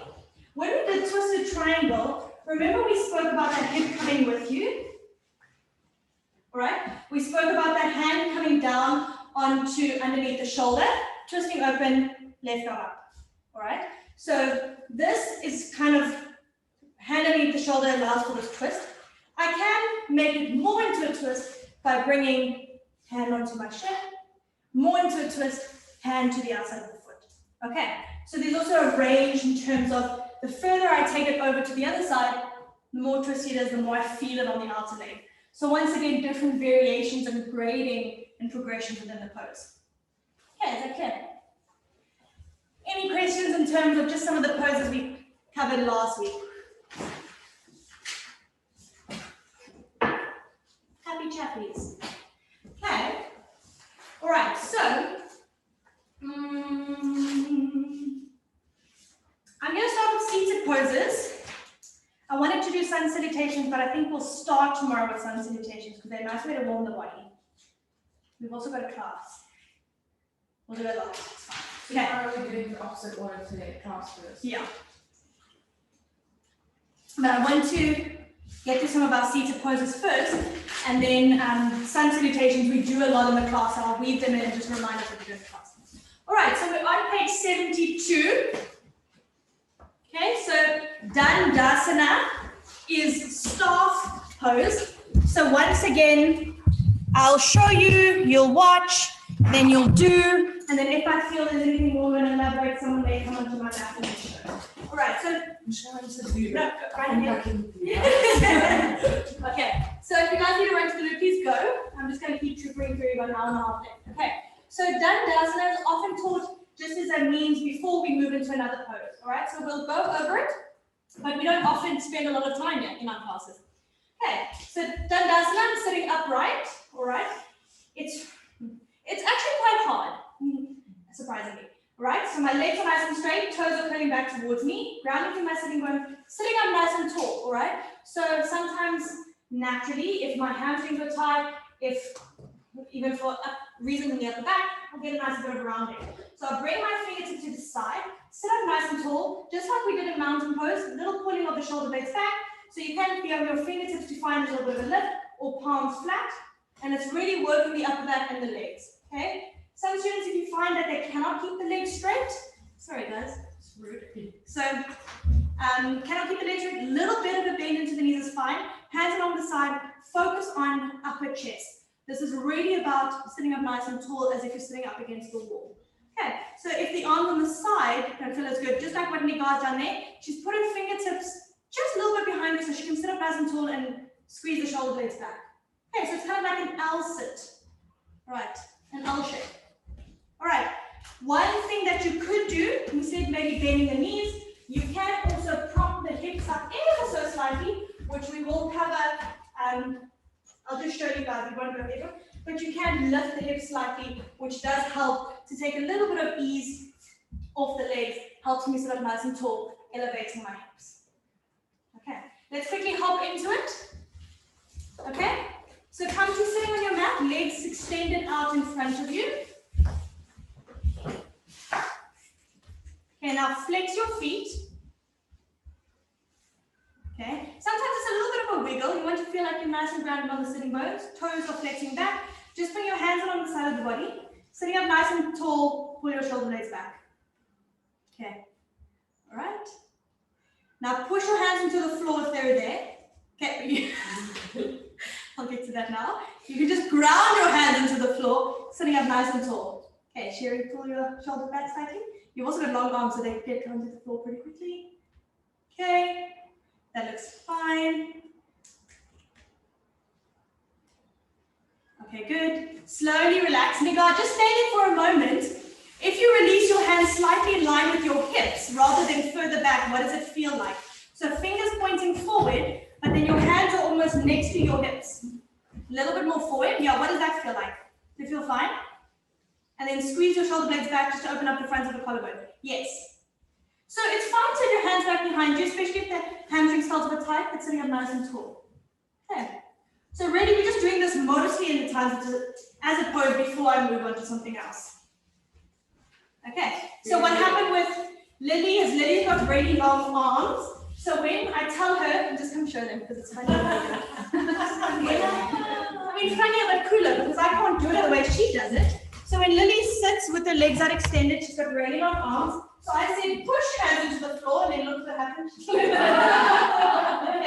So for her, I mean, you look pretty fine, just fingers up on the side. She might have to bring her hands slightly wider out to the side if she wanted to straighten her arms, but really it's no fuss really. But just to show you, I don't think there was anyone else who could push up. Was there anyone else? No, It was so slow. Yeah. Yeah. Anna's the same. If she straightens her hand, Even like they're higher than me.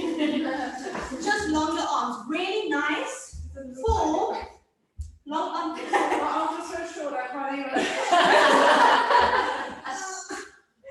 So Inka, when she flexes her hand, she can't even get her hand on the floor. So you're on your fingertips. Okay? Different arm lengths, different torso lengths. So just know that that's going to make a bit of a deal, but we want to sit up nice and tall, even if it means slightly leaning back, lift into the chest. Okay, any questions about this? Just nice, strong, upright sitting position, okay? We often use this in terms of moving into other poses. What's hyperkyphosis? Okay, so hyperkyphosis is it's kind of like a hyperflexed, so more flexion in the thoracic spine. So that, all right? You guys from that side, you guys can see rounding in the upper back. So if students had hyperkyphosis, rounding in the back and tight hamstring, they're gonna look like this, okay? And this is fine. Well, I mean, depends what we're doing it for, but this pose, we want to do it to get the chest open, back of the legs. So I would rather bring their hands to the floor, just get them to use the support of their hands to sit upright, even if it means slightly further back. We want to use it as an opening into the chest, push into the back. Okay. Sitting up on the foam might help them too. Hyperkyphosis is prominent rounding in your thoracic spine. Yes, Inka. In general about seated poses and like moving your flesh to make things easier. How do you? I sometimes do it. Nicely, like you need to move your ass. I was told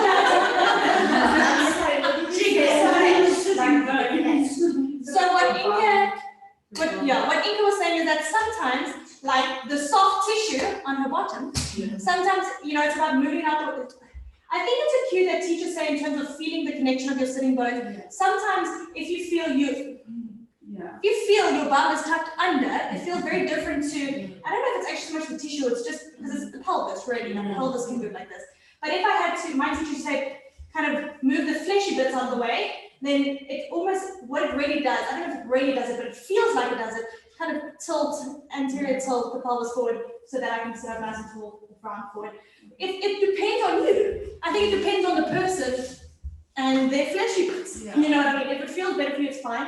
I don't know if it's necessarily appropriate to, not appropriate, I don't know if it's necessary for everyone, because some people naturally go there. For me, it feels like sitting on the foam does the same thing. But you can, You want to feel your sitting bones on the floor. If you can't feel it, just move his patient off the way. I mean, read the crowd.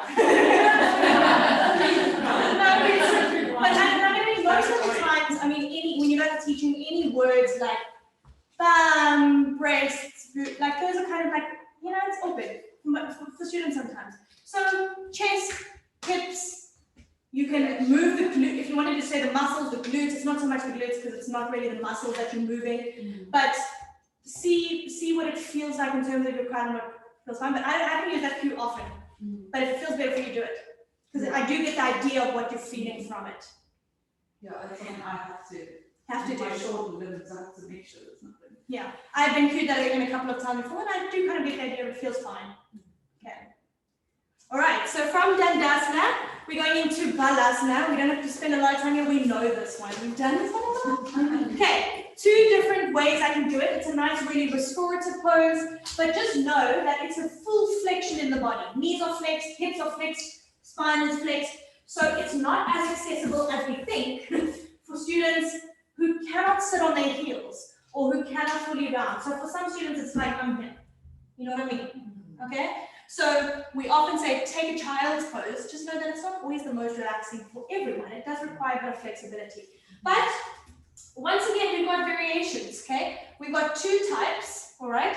The first one is kind of a closed balasana, knees together or knees apart. I often call this one wide-legged. So knees are wide apart, toes are touching, hands in front of you, okay?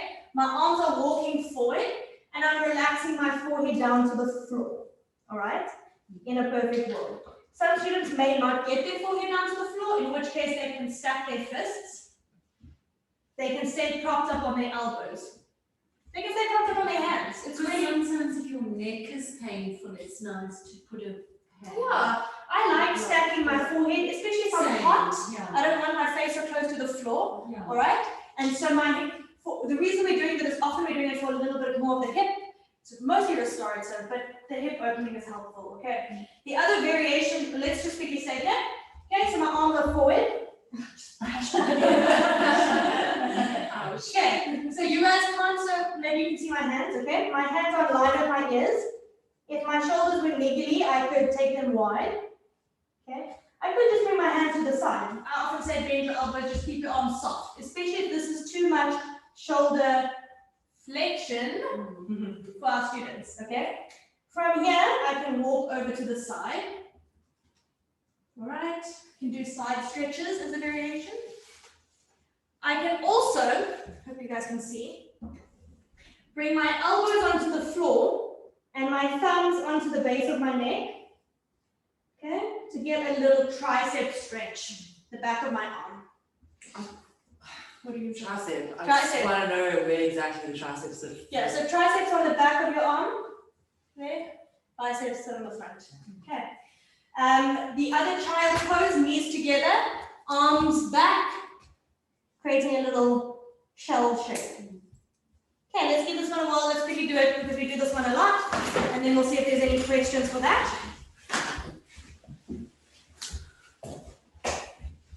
Okay, so bring your knees wide, toes to touching. So knees towards the edges of the mat, it depends on you. I would just say knees wide, toes touching. People will go where they go. Walk your hands forward. Okay, rest your forehead down onto the mat. Good.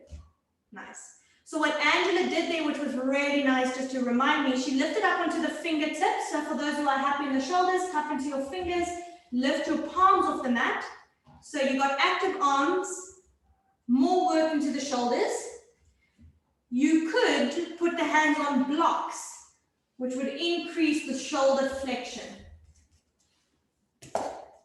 It is wrong if your chest touches. No. No, it's not wrong if your chest touches the floor. You can come up. Depends on your flexibility. If you get down, that's fine. What Christina does, so you guys can come up. We all look pretty happy in child's pose. So Christina, would you mind hopping and just doing a child's pose on my mat? So don't think about it. It's just different. So I'm just showing you guys because it's kind of cool. So with her knees wide, and then walk your hands forward. Okay. All right. So, oh, you're doing it different. Maybe not. When you lift onto your fingertips, it looked like you lifted your hips up a little bit more. There's a little bit more back bending. So lift onto your fingertips. Okay, do you see that? Like she's got quite a lot of shoulder flexion. She gets like a nice stretch there. Okay, it's not as much as I thought, but you can help that. But she does, she gets her chest pretty close to the floor. What I thought it looked like was that she, in order to get her head down, she kind of did that, which is fine if I wanted to focus on the shoulders. It's just a different intention for it. Okay, tomorrow we'll do Puppies Pose, which we know is kneeling, hips are high, and I get more into the shoulders. Okay, so different to Child's Pose in that the hips are higher, not down. And like for child's? Yeah, like to get like a person head to get more straight to like move the head up. So Lily's saying chin on the floor or forward on the floor. Chin on the floor takes your neck into like full extension. It's not, I don't know. It's up to you. Does it feel good? No, it's very uncomfortable. Then I wouldn't do it forehead on the mat. I don't like it. I think sometimes people do because I don't know if they feel it gets more, but it's like full scrunching in the neck. I don't think it feels like more like of a shoulder. It gets in short neck and it's kind of like scrunchy like this. I would just say forehead. The reason we do Child's Pose is generally as a rest, kind of in the easy parts of the class. So, like, yeah, don't need to do too much in terms of it. So if somebody can't do both, so keep the bum on the hill and then also touch the forehead to the floor. Would you prioritize the bum on the hills if they wanted to stretch the lower back, but then forehead on the floor if they were working on shoulder extension, or would you just roll?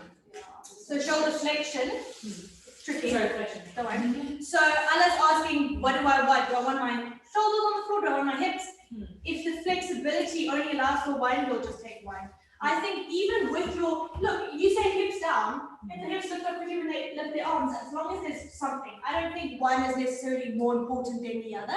It depends how it feels in your body. I mean, to get more into the shoulders, I put my hands on blocks or bend my elbows if I wanted to get more into shoulder flexion. But in terms of sitting the hips all the way down, I don't know what more benefit it brings in getting them all the way down or a little lifted. I don't feel such a massive difference. It's people will go there. We don't. I mean, it's supposed to be a rest pose. So I don't think I've ever said to someone, no, bring your heels down, hips. I mean, besides adjustments that are always only done in this pose and like anywhere else. But that's just, yeah, I wouldn't worry too much about that. In terms of, I think, one or the others. Yeah. Okay, any questions about that? I know we didn't do the knees together. If you want to feel the shell shape, you can just feel how it feels differently. Knees together, arms relaxing back. Kind of more like a little bit more compact, may feel comfy for some, may not feel comfy for some. Once again, you can stack your hands on your forehead on your hands. Good. So what you can do, Angela, is sweep your arms back in line with your body. So sweep the backs of hands, yes. So you kind of relax the shoulders. Okay, and then come back up. So what Lorato did is you ended up moving your knees slightly apart to get her forehead down because she's got long legs. So your knees are slightly parted, aren't they? A little bit. Oh, not. Oh, she's just super duper compact. Oh, they're together. Okay, never mind. Don't listen to me. That's fine. That looks good. I thought you moved your knees slightly so she could rest on the inside, which is fine. You guys will notice I'll stop eventually because my body's touching my legs. If I bring my knees wider, I can fall deeper because nothing's in the way. Okay. Child's pose, are we happy with that? Feels fine. Okay, so here it says just neck soft. So here it says keep connection with your heels. It says heels in your bum. So you can keep connection and walk forward. Some students will lift up. So you can either tell them to track it forward, they'll go for one or the other. Okay. All right. Paschimottanasana, seated forward fold. Okay. So this is where we can start and Dandasana. So legs will be out extended in front of us. All right. So if you wanted to move your fleshy bits, moving them back, that's fine. Okay, so we start from seated upright. So same scenario, students with slightly limited hamstrings, there'll be a little bit of a bend, okay? And when we start to get them to round, kind of works like this, okay? So we're gonna look at how can we find, it's not so much lift in the spot, we want to find just as nice as position and then fold forward, okay? With any forward fold, the back will round, okay? It is a forward fold, I am rounding my spine, okay? So just to show you, feet are nice and straight. It's quite nice to extend your arms up, just get nice lengthen through the sides of the body. It's also nice to cue into it. So take an inhale here. As you exhale, fold forward, grab hands on each side of the shins. You can grab your ankle, you can grab your feet, and then exhale, round, chin and relax, okay? My shoulders aren't squeezing up, it's just soft, relaxed shoulders. So they're just rolling away from their ears, in so like not just scrunching shoulders, ears kind of thing, and then relaxing here. Okay, I say relaxing, but my feet are flexed, my legs are still nice and strong, and I'm rounding. Okay. This pose, as you can see in the book, she's done it in sitting on a slight foam. Sitting on a foam or a block gives a little bit of a lift into the hips. And if there's a little bend into the knee, I mean, it would depend on the student. You can either just stay nice upright here. We want to do it for the hamstrings. We're doing this pose to strengthen the hamstrings. And then maybe start to walk forward. So the hips elevated does help a bit in terms of folding. Okay, let's give it a whirl and see what it looks like. Okay, so let's come to seated with legs extended out in front of you. Okay, flex your feet. Good. Extend your arms up in line with the ears, sitting up nice and tall. Take a breath in. As you exhale, reach forward, folding forward over your legs. You can grab a hold of your shins, feet, ankle. Notice if you naturally go 4 feet, what does it feel like to slide your hands down to your ankles? Just feel what it feels like. Okay, good. And just soften your hands away from your, not soften your hands, just soften your shoulders away from your ears. Okay. Angela, what does it feel like to kind of lift up your back slightly and then lean forward from your chest? So grab a hold of your shins. So fold forward, grab a hold of your shins, and then lean your chest down towards your thighs. Yes. Okay. Do you still feel the hamstring just as much? Cool. Guys, can just pause and come back here. Okay. So what I want to show, if you guys want to just pause and just spin and look at Angela, I'm just going to show different bodies in the pose. So Angela can sit up nice and tall. Do you have a block with you, Angela? No, actually, no, don't worry about it. You can get one if you need. Just keep it. No, don't worry. Just sit there. Sorry, I'm like making it complicated now. Okay, keep it handy. But if Angela just sits with her legs extended out in front of her, okay, you can do your little sitting up nice and tall, flex your thing, extend arms in line with the ears, okay, and then exhale, fold forward. Okay. All right. So you see from Angela, there's quite a lot of space between chest and thigh. She gets quite a bit of rounding into the upper body. I just want to show you a different variation in case you see this. What happens if you bend your knees a little bit, just a little soften into the knees, okay? So you, I don't know if you can see me, like a little soften like that, and then work your chest to your thighs. So bend your knees a lot more, so you're almost getting your chest to your thighs, good. All right, so do you feel your hamstrings there? Okay, so come up. What I wanted to show, and just to see, because you get quite a bit of rounding into your back, which is fine, it's okay, if it feels okay for you. Sometimes we see quite a very big rounding, and because our focus is on the hamstrings, we go, okay, what happens if I bend the knees just a tad, then work my chest forward and then lie down? What does it feel like? It feels differently, even though the knees are bent, I'm still feeling the hamstrings, okay? So it's just a different feeling. Let's have a look what it looks like sitting on a block. So it's just going to catch kind of the edge of your sitting bones, see if it feels fine for you. It's a bit of a wiggle, I know that's a bit of a funny block size. Okay, so it's just going to catch the end of your sitting bones. So it's almost like it's going to kind of, yeah. So it's almost like your hamstrings aren't lifted by the blocks. Okay, sitting up nice and tall. Take an inhale, arms up. Good. Okay, now exhale, fold forward. That looks pretty similar. Doesn't make a very big difference for her. Does it feel different?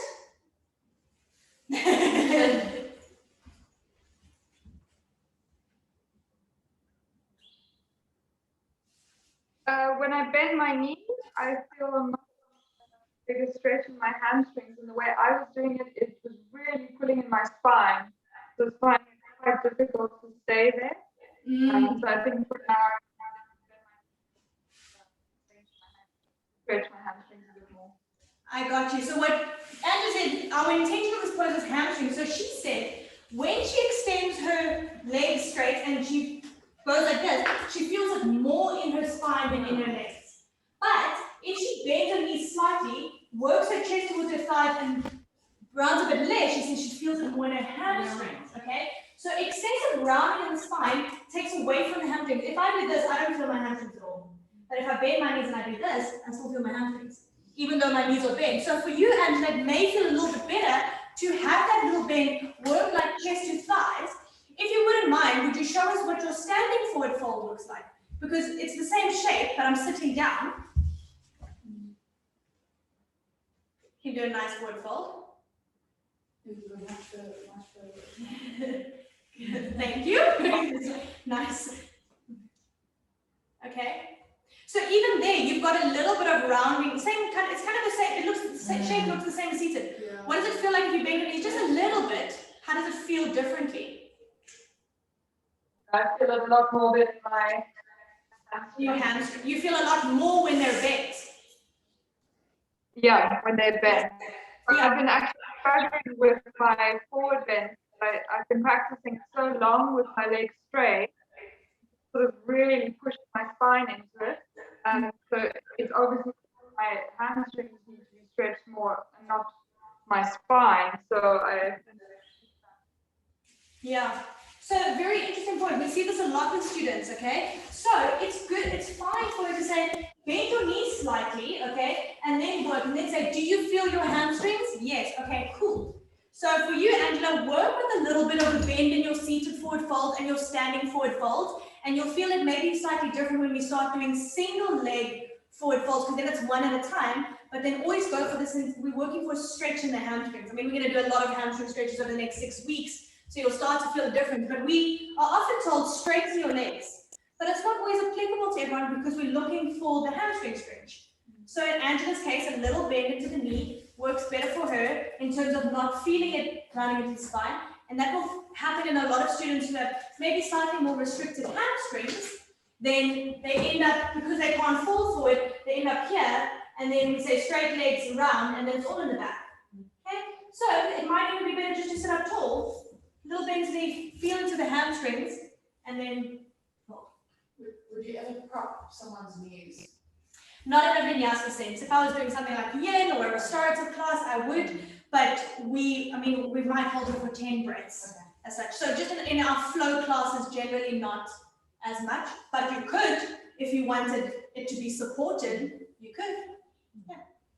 Any questions on that? Anyone else want to share what they felt, how it was for them? Any questions?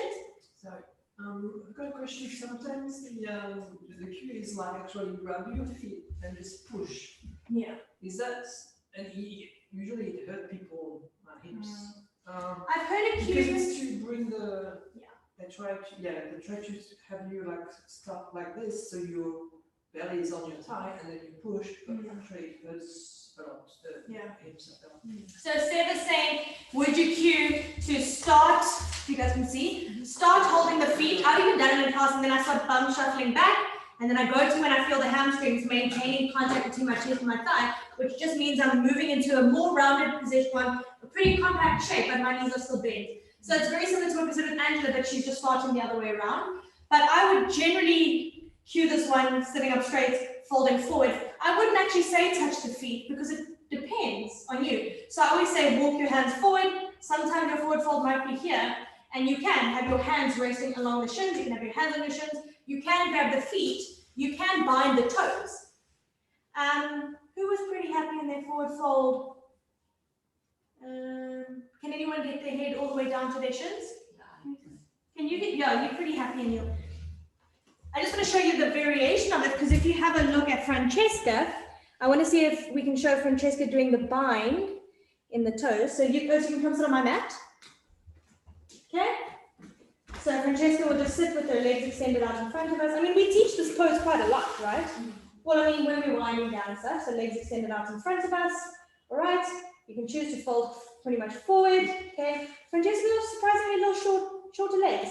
Okay, now you can bind, grab your left, so you'll actually grab your left hand will grab your right wrist on the outside of your feet.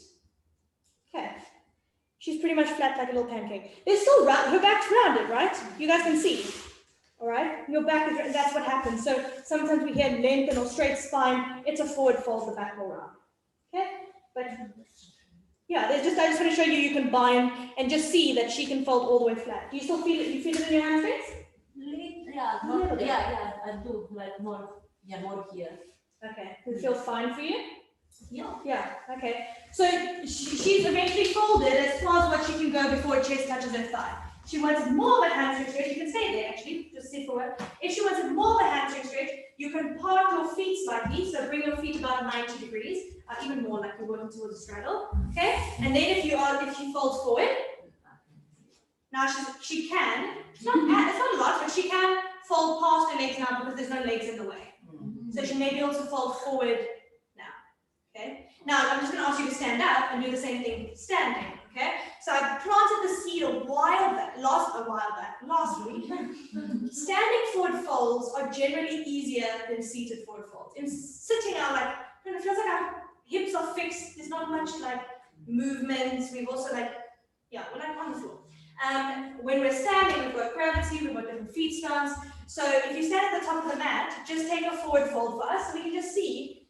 Okay, cool. If we were teaching a forward fold class and she got her head to the shins, we would know, okay, when we come to hamstring poses later on, she's pretty flexible in terms of this. This is her general range.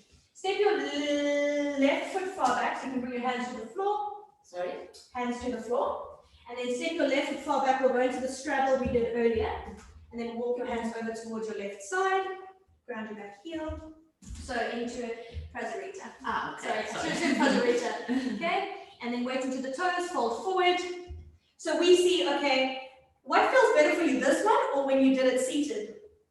This one, right? Because gravity's taking me there. But all of the poses we can see, okay, if I'm doing, if I'm doing this early on in the class, okay, I can see she can fold all the way forward. I know later when we get you standing, she'll be able to fold quite deep. Maybe later when I get into something like Kudmasana, when my hands are kind of flat like a pancake, we can work with that in different shapes because I can see what the shape looks, what her flexibility or what her range of motion looks like in other poses.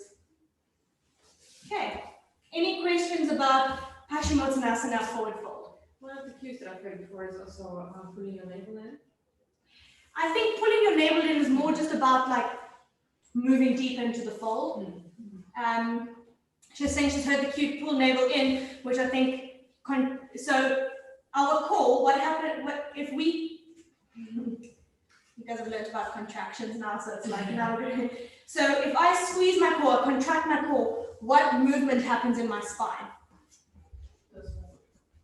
It rounds, yeah, it falls forward, okay? So it's more like an active pulling me deeper into a round. So there, I'm not doing anything with my hands. I'm cheating, I'm using a little bit of my legs too. But I think it's more about pulling you deeper into a forward fold. Okay. Could be, I don't know what the teacher meant it for, but that's what I can imagine. Okay, yes, Angela? I'm starting to wonder why I got that wrong because I've practiced that so many times, of course, and I think that it's the instructor mentioning that I have the choice of holding on my shins or my ankles or my feet, and in my mind I could reach my feet, but I didn't realize that I was forcing my spine to round that much. So I thought that I was doing it correctly. So I think it's a good thing for us to say, to remind people that it's a stretch for your hamstrings, and if you're feeling it in your back, then you need to step back, because I would have never thought that I would have to bend my knees. I didn't think that was necessary. Yeah, 100%, yeah. I think if you make people hold their feet, sorry, you can't see now, but if you make people hold their feet and straighten their legs, I think that's how I managed to do it wrong. Really round my spine, because then I would show it. So I think my teacher was always saying, hold your feet and keep your knees bent. If you can straighten them, then straighten them. And then I thought that this was right, but what I'm doing is completely hurting my spine on it. It's quite sore actually. Yeah. So what you're saying, so she was taught to hold onto the feet and then slide back, and then you kind of lost the sensation in the hamstrings and just went into the rounded back, but hey, I can hold my feet. So it's not that the pose is wrong. If I wanted to do it for a rounded spine, that's what I'm feeling, that's what I'm doing it for, right? Although we wouldn't often teach it like that, because we often mostly use this pose for hamstrings. So in that case, you could say, with, you know, feeling through the hamstrings, back of the leg, bend your knees, notice how the feeling shifts. Do you feel it there? Okay, cool. So it is, once again, sometimes one cue in a class doesn't apply to everyone. And so we hear a cue thinking it applies to us, but maybe it doesn't.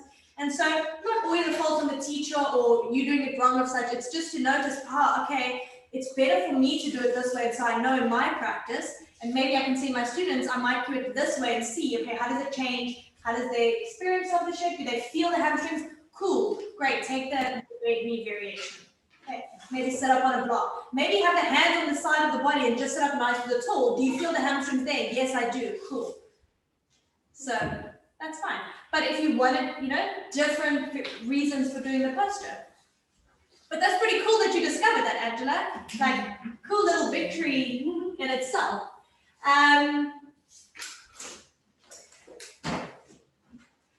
Okay, any questions about Paschimottanasana? Okay, let's move on to Janu Siddhasana. Forward bend, head to knee pose. Okay, we did that one this morning.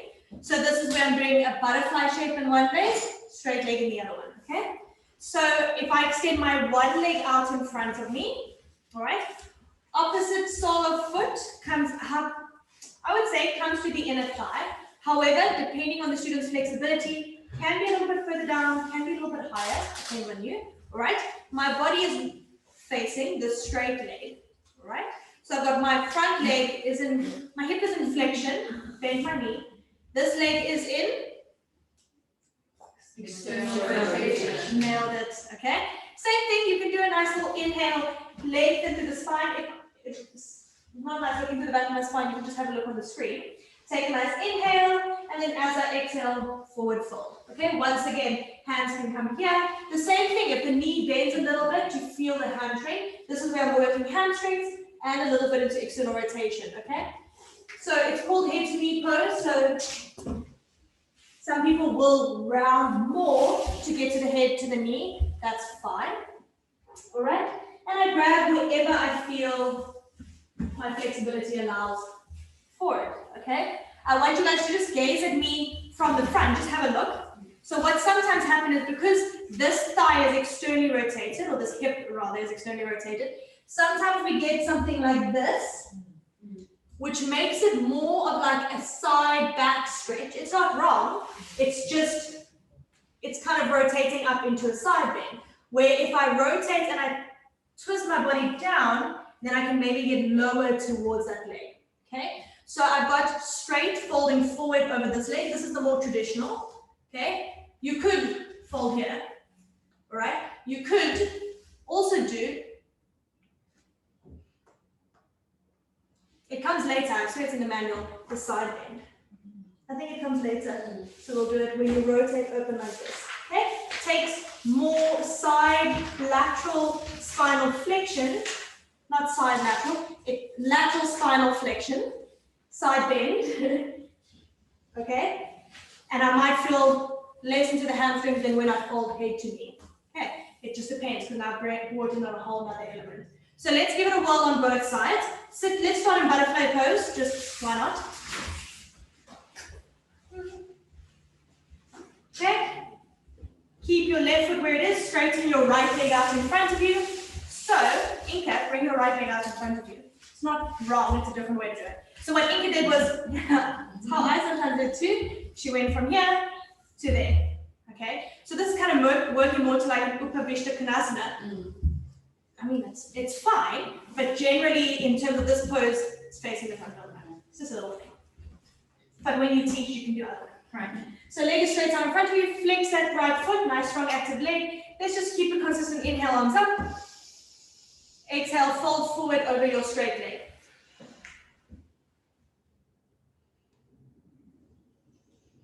Francesca, soften the hands a little bit. Sorry? Arms. Oh, it looks like you're pulling, but no, that's not pulling. Your arms look long, strong.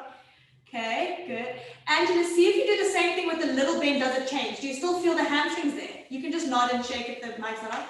Just feel what it's like, explore. Maybe while you're there, feel what it's like to bend the knees slightly and work your chest down. Feel what it's like to have the legs straight. How does it change in the spine? How does it change in the back of the leg? You cue out and I clip something there. Okay, bring that leg in. Let's move over to the other side. So just straighten your other leg out in front of you. Maybe notice how it feels on this leg. Okay, good. Inhale, arms up. Exhale, folding forward over your straight leg. Okay, now notice if your right shoulder rotates up slightly. Notice what it feels like when it rotates up. Notice what it feels like when it rotates down. So when you square your torso a bit more, when you, yeah. You have a better side. Definitely have a better side. Okay, slowly come back up. How did that feel? I see you put your foot underneath. Does it feel better? I didn't realize. So Akina had her foot almost under her thigh. They are all very, I mean, you do keep the bend. Oh. I need the bend. Otherwise, I just feel like I'm smashing those things on my side. So stinky little side trick. So what Akila did, so Akila has a little bend into her knee, moving into the forward fold. So she kind of moved her foot slightly underneath. It's kind of acts like a prop. It's like her foot is a block to fold forward. Does it feel fine on your hip? It doesn't change anything too much. I mean, your knee's pretty much on the floor. But it's interesting because I noticed her foot was underneath and she said it helps prop that knee into its bend slightly because she needs to bend the knee in order to feel the hamstring. Cool. I mean, you could all, yeah, if it works for you, that's fine. It looks cool. How did that feel, Angela, when you bent your knee? I'm just going to keep using her as an example because we've, cool. So just to feel what it's like in terms of bending. Did you feel what it was like when I rotated up, when I rotated down? As soon as I rotated up, maybe more side body, kind of our QL, which is like this back side muscle there, feels like new, really nice in terms of that. So you just feel how it changes the stretch. Any questions about that? Online, how did it feel? Any questions about like the variation you took?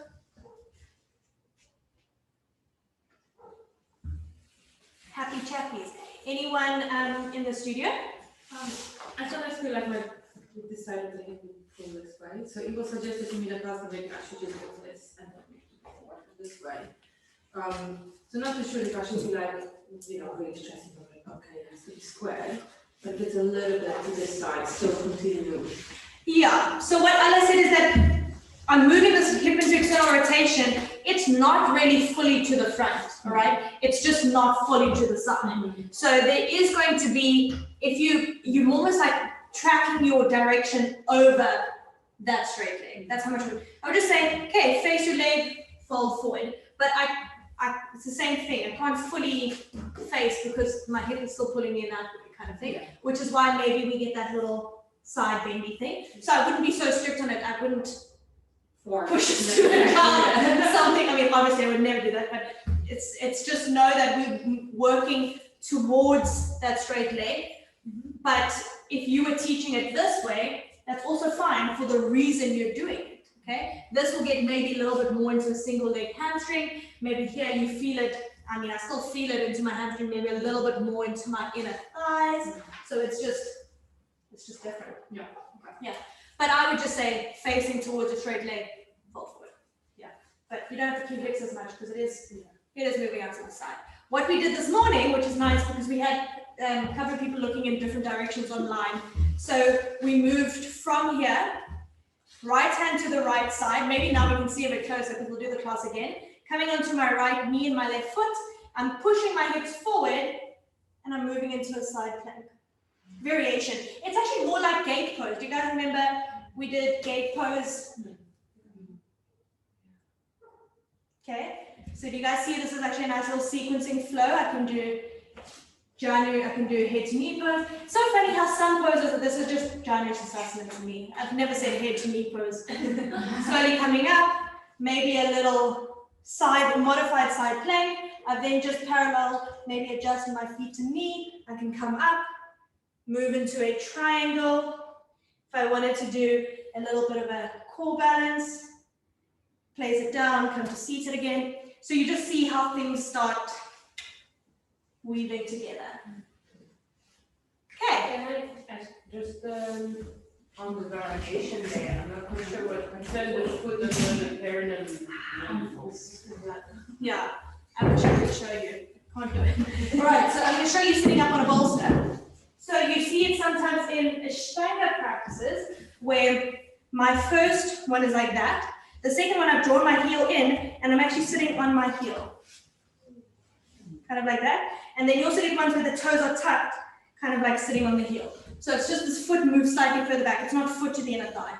Okay, so it's almost like you're moving that foot in and in and in to fold more forward.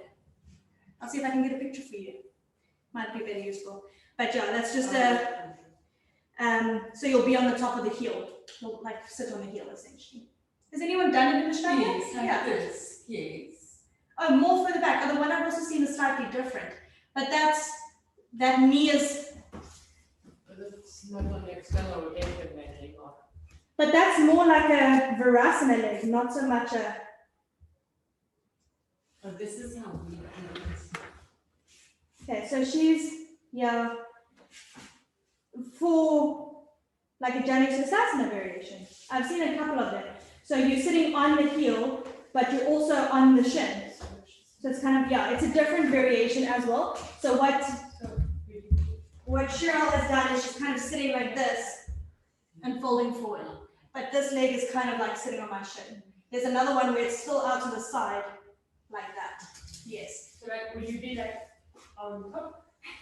Kind of like that. I'll send a photo to you guys. Okay. It'll be so much easier because we don't teach you in vinyasa, but just know it is a variation in top of it. Oh, that's Okay. Questions? Happy with Janu Sirsasana? Okay. And if you fold to the middle, that's just a variation as well. With that completely. Folding to the middle is a different variation. It becomes more of like a half straddle. So you may feel a little bit more to your inner thighs than folding forward. Both will get into the hamstrings. Both have external rotation. Yeah. What's the name of this? Adductors. Adductors. I do like it. Sounds way better with the accent. Yeah. So your adductors bring the legs together. So they are stretched when we take them into abduction. So in abduction, I stretch my adductors. But don't worry about it. Okay. All right. So this one, remember last week we spoke about, we're going to cover it later as well. Wait on Padmasana. Let's do lotus later, and then we'll do half lotus. Is your spider bothering you? Just looking at it. Okay. All right. So next up, he's so teeny. You can just have a seat in the middle here until he moves. So there's just a little bit of a spider that wants to sit with Cheryl. Okay, so let's go on to page 78. So we're in Marichasana 1. So this isn't required for teaching, but I'm going to show you the variation that we did in our forward bend class. We often work with Marichasana with a twist, which we'll do when we get into the seated twists later, okay? The reason why we don't always require for teaching is because the same as what we spoke about with Birds of Paradise, this front arm reaches forward and I rotate it inwards to bind. Do you hear my shoulder click? Okay, it wasn't sore, it was just clicking. So it is a little bit niggly for the shoulder, okay? For some students, it feels fine, but for most students, they're like, not for most, for some students, this is quite intense in terms of reaching forward and binding. Okay, so just puts the shoulder in a bit of a finicky position. So what I'm going to show you guys is just how we teach it in the other, in our forward bend class. So what we did is we had our legs extended. I stepped my right foot in there's about a fist gap between my right foot and my left knee, all right? I'm gonna have to move it out the way so I can kind of bring it into a happy baby shape. My knee comes out to the side and I'm folding forward. Okay, so I'm doing it for hamstrings plus this hip flexion in this side. Right, so you can still bend the knee a little bit and then just flex your foot to peel it. So this is how we do it in the forward bend class. We do it for hamstrings without the bind. In this shape, is it also technically a head to knee forward bend, just without the leg, right leg on the floor, or not? You mean open hip? Yeah, so it's So out that. yes, you are working to get your head down, but it depends. Your leg, I mean, for me, I feel like I only get so far between my body my body makes contact with my body, right? So yes, it is supposed to be a forward fold. Even with her, like you see there, she's got the bind in it, right? You even see with her, she's let that right hip lift. Do you see? Yeah. The hips lifted so that she can fold forward in there. Okay, so this is how we teach in the class. It feels a little bit better. And if the binding doesn't come, like if someone say bind, that's just because I haven't done that in a while. It's not because it's sore. It's kind of like the hips click too, right? Have you ever? It's like now you guys are like, whoa. Okay, so if the bind comes easy, I'm pretty happy. But for some students, the bind doesn't come easy and they're there trying to turn their hand around, but you require a lot of a compression shape before you get there, okay? So you could just hug the knee into the chest and fold forward. You could be here, you could be there. Once again, progressions and variations in the pose. And the hip, they lifts. If it lifts naturally, let it lift. I only go so far before it lifts. Okay, so Francesca also lifts. That looks good, you guys. Saw yours as well there. That looked fine. How did it feel for you guys online? Does the bind come naturally? Does it feel a little bit niggly? Angela's like so. Loretta looks fine. Loretta's got quite a lot of spinal rounding to get it there. That's fine. I mean, obviously the spine needs to round, but you could, if you come up, Loretta,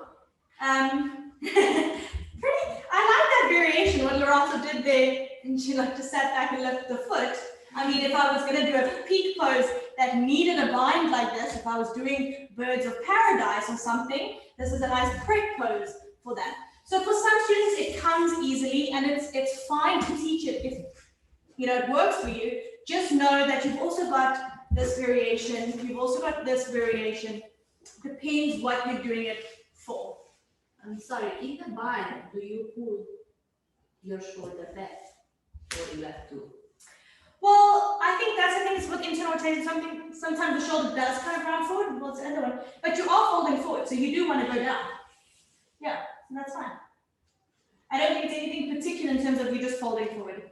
Okay. Yeah, because you want to get it eventually in this, you want to get into the fold. Because you're naturally open like this, so you want to fold. Oh yeah, it's folding over the straight leg.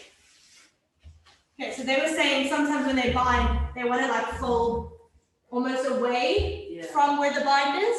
Sometimes feels a little bit stuck. It's like it's quite sticky. It's like I can't get there kind of thing. Okay. So if binding doesn't come easily, just kind of leave it out. Okay. Any questions about this one? Happy? All right. Upavishta Konasana, seated wide-legged forward fold. Okay. So we've kind of touched on this one. Francesca did it for us. So in our seated wide-legged forward fold, we're not aiming. I'm gonna say we're not aiming for splits. I can't get in there. I see what you mean. Sometimes I do kind of do a little bit of a wiggle. I do a little bit of a wiggle to feel like I sit up nice and tall. Okay. So my legs are about, I'd say about 90 degrees. Okay. My legs. Let's see. Let's do a test. My hips are in.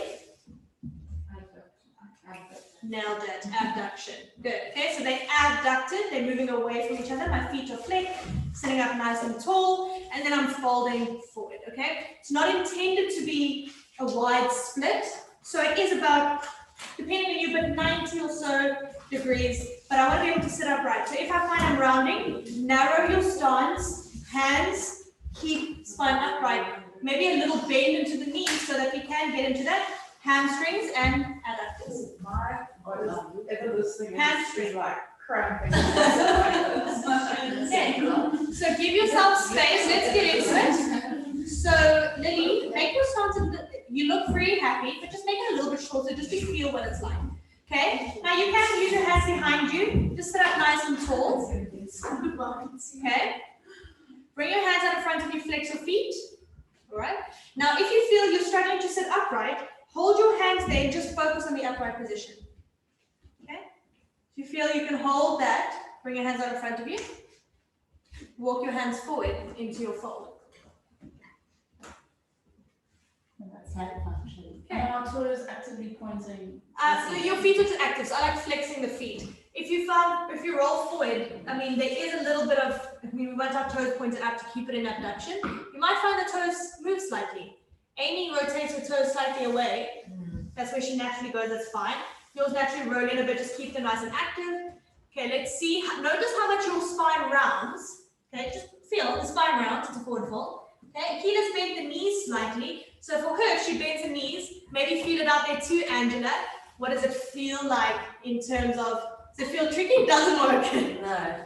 That's fine. So you know it sometimes works in one pose and not the other. Might feel better to just stay upright. Good. Cool. How does that feel for you, Lorato, in terms of the forward fold? Does it feel fine? Good. Nice, strong, active legs. Walk forward. So. What does it feel funny about it?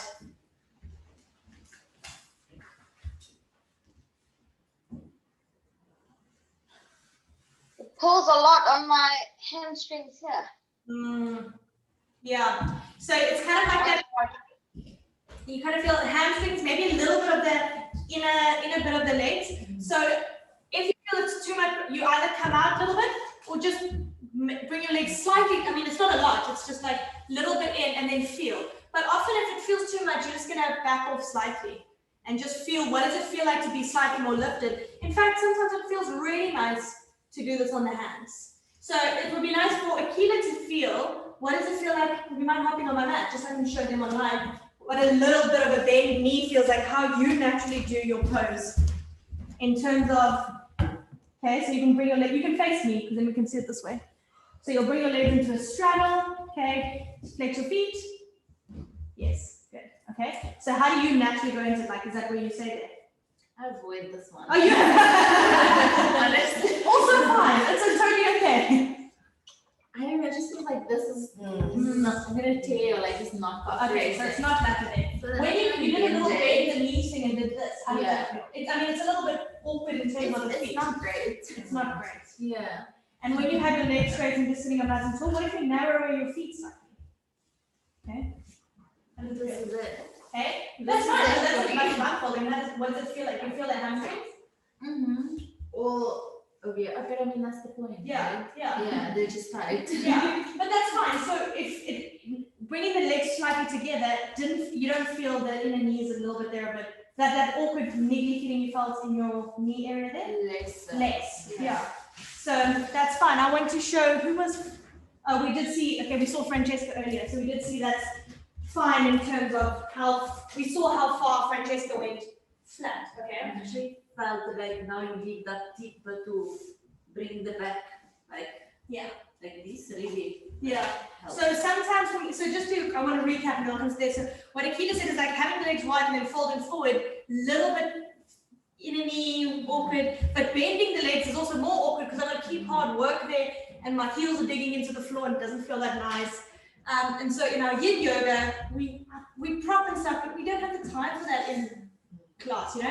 So for her to bring the legs a little bit narrower and a little forward fold, she feels her hamstrings cool. You know, it's fun. It doesn't matter. I mean, for me, I'm pretty much the same as you when my legs are at this distance.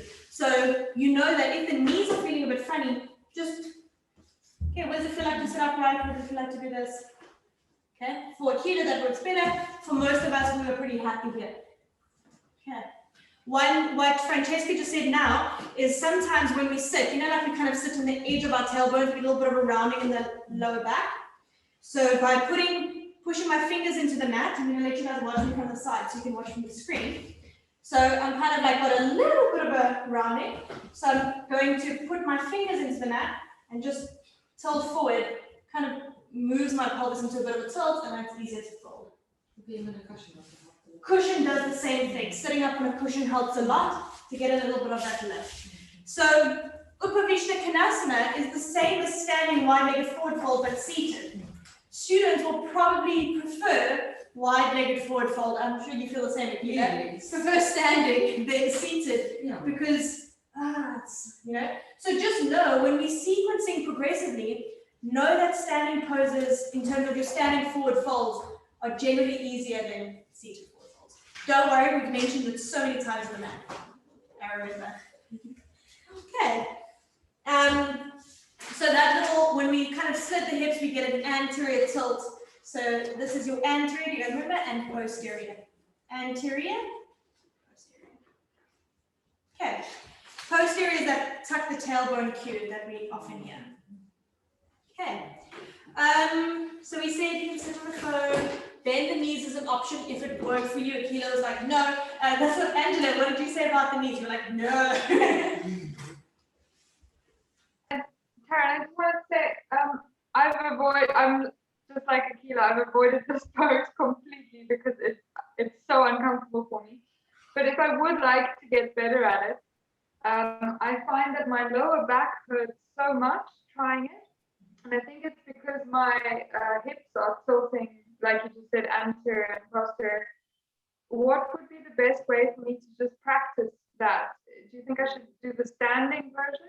Or should I just first get comfortable sitting up straight? Because I find that really difficult as well, just to sit up straight. Yeah.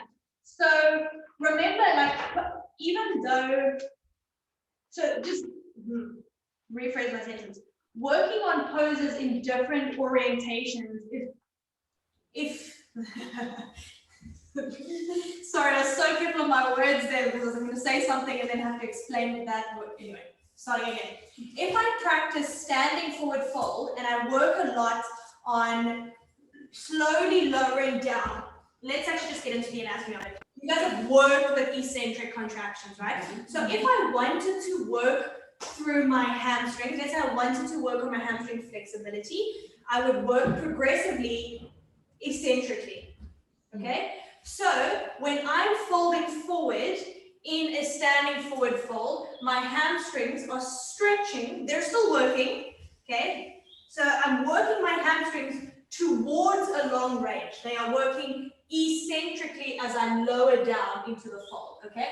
So that's also like the more load I add, the more work is required from the hamstrings, okay?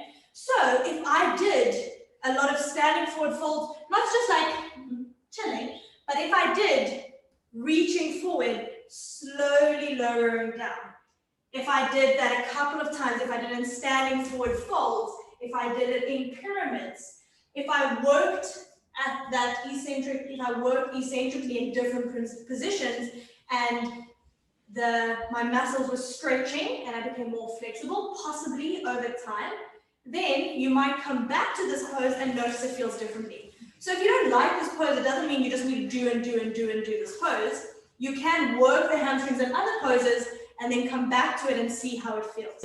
But I would definitely say if you're working on the hamstrings, is to start working eccentrically progressively, which words now make sense to you now that you've done the anatomy. Does that make sense? So with that, kind of what we did in our forward fold class, where we slowly lower down. And in our 300 hour, Catherine made us do it with a 5 kilogram weight, holding, lowering down. Made a massive difference because it's just working the hamstrings at that range so that when I come to my seated pose, it feels different. Okay. So I would say if you don't enjoy that pose, you can work on it in other ways. And then when you get into that pose, you might modify it by sitting up on a prop or using a different variation that feels better in that moment. Does that answer your question? Yeah, thank you very much. Any other questions? Did you have a question, Nigar? I thought your hand was up. No. Okay, anything about Konasana? Just a quick question. If you are feeling it in the back of the knees, is that always your hamstring? Is that like the reason why you feel it there? So sometimes in our, so what we're asking is when I feel it kind of, it's more like the back of your knee, asking is it always my hamstring? A lot of the muscles in the back of the leg, even the inner thigh, they kind of insert around the knee. So we're kind of feeling maybe the attachment point. I don't know exactly where you're feeling it, but we often feel it in the back and end of the knee. So sometimes just making the legs nice and strong helps. Sometimes just feeling like, remember what we said in standing, just, you know, finding your strength in the pose, maybe that makes a difference. Otherwise, if it's too much, do slightly less. Because that's what we're going to do. If there's any pain or discomfort, you're going to back off slightly. All right? But I find sometimes by just, especially in like a triangle pose, sometimes when I just wake up my legs, just like I've tried to imagine that I just make my legs strong, maybe squeezing the heels towards one another, that sometimes makes a difference for me. But also now we're practicing with the wider stance, which adds a different sensation. So you would play around with the position of the feet and maybe a little bit of finding strength in the pose and see if that helps. Okay. Questions about Upavishta Konasana? Doesn't seem like a crowd favorite. It's okay. Sorry, forward fold. Not liked, and I mean, there's a lot of poses I don't like too. Okay. So any questions about the seated forward folds? Okay. So just in summary, what we discussed was sometimes excessive rounding in the spine takes away from the hamstrings. So it's better to maybe sit upright with the support of the hands, or a little bend into the knee. It depends on the student and where they feel the hamstrings. Okay, the spine will round, spine not straight. Okay, and we also, what was the other thing we also spoke about? I think that was pretty much it. And generally it's active feet. Cool. For these seated forward folds, more restoratively, are also nice to do after a back bending class. To do a little forward fold. To do a little rounding when you've done a little bit of back bending. Okay. Page 80, seated hip and groin asana. The category. It's generally more about the seated poses that have hip external rotation. Okay, so Sukhasana, easy cross-legged position. All right. So you can see I'm sitting up on a bowl stick here because I'll show you both ways actually. So generally, easy seat just means cross-legged. We start our class here normally. We've got a couple of variations we can show later. And so generally that's crossing at the ankles, okay? You get another variation, which I was taught with Iyengar teachers. It's called Svastikasana, where I'm actually just walking my feet under my knees. So I'm not crossing at my ankles, I'm more crossing at my shins, okay? I've just moved the feet a little bit wider. It just feels a bit different. The way she's done there is where I've actually lined up the heels. For me, I've tilted over to one side. My hips are not always happy in external rotation. So if I sit up on a bolster, and just to show you, you can see from the picture too, heels are in line. I'm actually more on the top of my feet. Some people are like, yes, this feels great.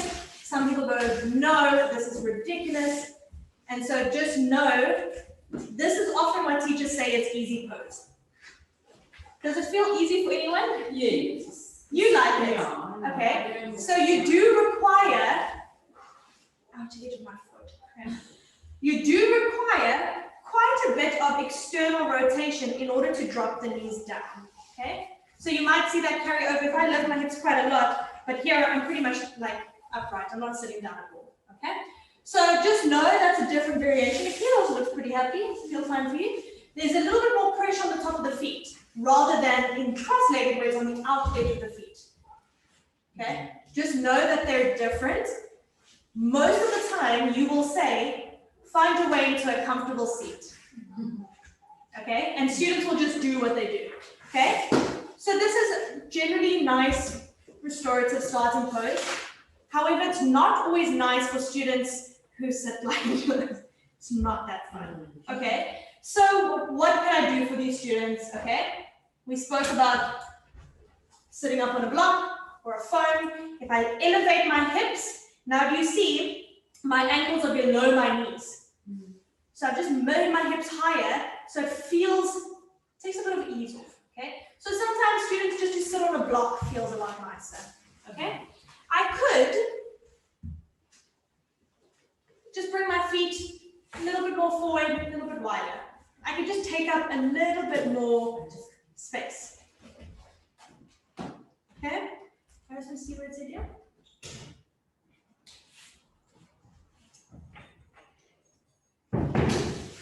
That's fine. So I can just take up a little bit more space in terms of the sitting position. All right. In fact, I've seen in class where students go, no, this doesn't work, and they just take another seated position. But generally, most of the time, some variation of cross-legged is fine for students. Just know that they might not be able to sit as upright. I'm going to show you guys, I've got this photo when I first started doing yoga, and I never used to sit cross-legged as a child. I always used to sit like this. So, this for me was really hard. When I first started doing yoga, I was like this. And they were like, drop your knees. And I was like, I am. And because my knees were like this, it was really hard for me to sit upright without falling back, okay? That was really, it was really hard. So just know, I mean, I can sympathize, not a lot, but like it's not the worst that we might have seen, but I still struggled with it in terms of it felt really difficult, okay? So for me, it felt a lot easier to sit like this. So so your external rotation isn't great, but naturally your internal rotation is there. I don't know. I mean, I wish I could see, but yeah, generally internal rotation feels fairly fine for me. It's a lot better. So what would you do if you went to an art class? I would still sit. No, I would still sit. So you wouldn't sit in your childhood? No, I wouldn't sit. I don't even think. Well, I mean, it feels fine for my knees. It doesn't feel bad. Look, I'm used to it now. It's like a max. We're going to chat about this later. But I just sat like that for so long as a child. It felt like a normal. Maybe my hips prefer internal rotation. I don't know. But if I was in a class, I would just say, come to a comfortable seat. Just let them take their seat. That's fine. People will move. Give them a block if they need to. I would not sit in that position. In fact, now that I do this a lot more, that's a bit harder than what it used to be. But just know people have different comfortable positions. So most of the time, we just use this as to start off class. We want to get a little bit of an upright spine. So just a nice upright seated position. Okay, we can do quite a lot here. It's really nice. It's a nice point. I say to start the class, but just know that it might be hard at the start of the class and at the end once we've done some warming and eased into it. So while we're here, we can do some nice side bends. So while you're seated, let's just bend over to one side, bend over to the other. What we did this morning is we took a little seated twist, gaze over one shoulder. So what you can, so in side bends, you can do nice. And then Loretta, what we also can do is like little side twists like this, gazing over the opposite shoulder. So right hand to left knee, look over the left shoulder. Cool. When we did our forward bend class, we also did seated cat and cow. So if you gaze from the side, you hold onto the knees, find a little lift into the chest. You can also round back, really roll over, kind of rolling over the sacrum and getting a nice rounding to the spine. And you can move through seated cat and cow. What's really nice, which I was actually teaching for a really long time, is I did eagle arms here. Okay, so I do a nice little lift. If you were doing a class that required shoulder mobility, then I could do a little bit of a lift into the chest. So Sarah, if we do eagle arm and say on my right shoulder in front, then would my right arm be under? It's not fixed. So for this one, it doesn't matter because it's not a matched pose. It's not actually with each other. Okay. So I would, if I was doing this, I would do one leg in the front. Doesn't matter which arm variation you've taken. But then if I release, maybe swap my legs for the other way, just as a means of spicing it up a bit. But it's really nice. Take a nice inhale, lift up the chest. exhale round, and oh, so nice for the shoulder blades. So in like classes where you're doing back bends, or you know you need to get the arms into, or you know you need to work through the upper body and the shoulders, it's just nice to, while you're in seated, why not do this? Okay, we've also got Bhumikasana, just hold on, I've got you. So Bhumikasana, where we can either just do half Bhumikasana, which is kind of like a tricep stretch. Okay, I'll show this, slow this down because when we get there later. So Bhumikasana, arms are to the side.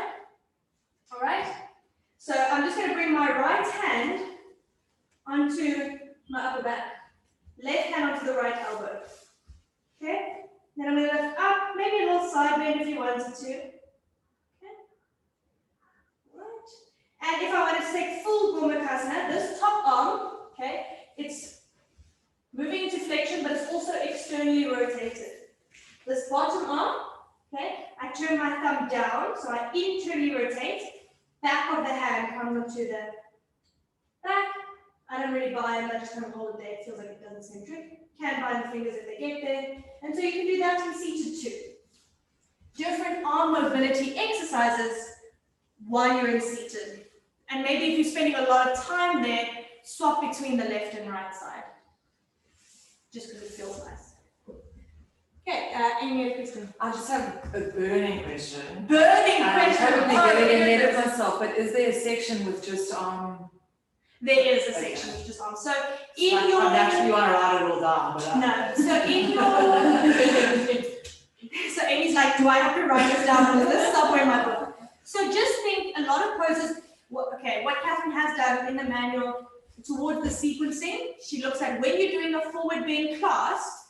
Here are some prep poses that you can look at. There's also a little section there just on shoulder mobility exercises, where you can just look at, hey, if I'm doing a pose that requires a lot of shoulder flexion, like I'm doing a full dancer's pose or a wheel class, and I want to do some general shoulder warm-ups, I'm going to see, can I bring those poses into other classes? Like I can do eagle arms in seated without doing eagle.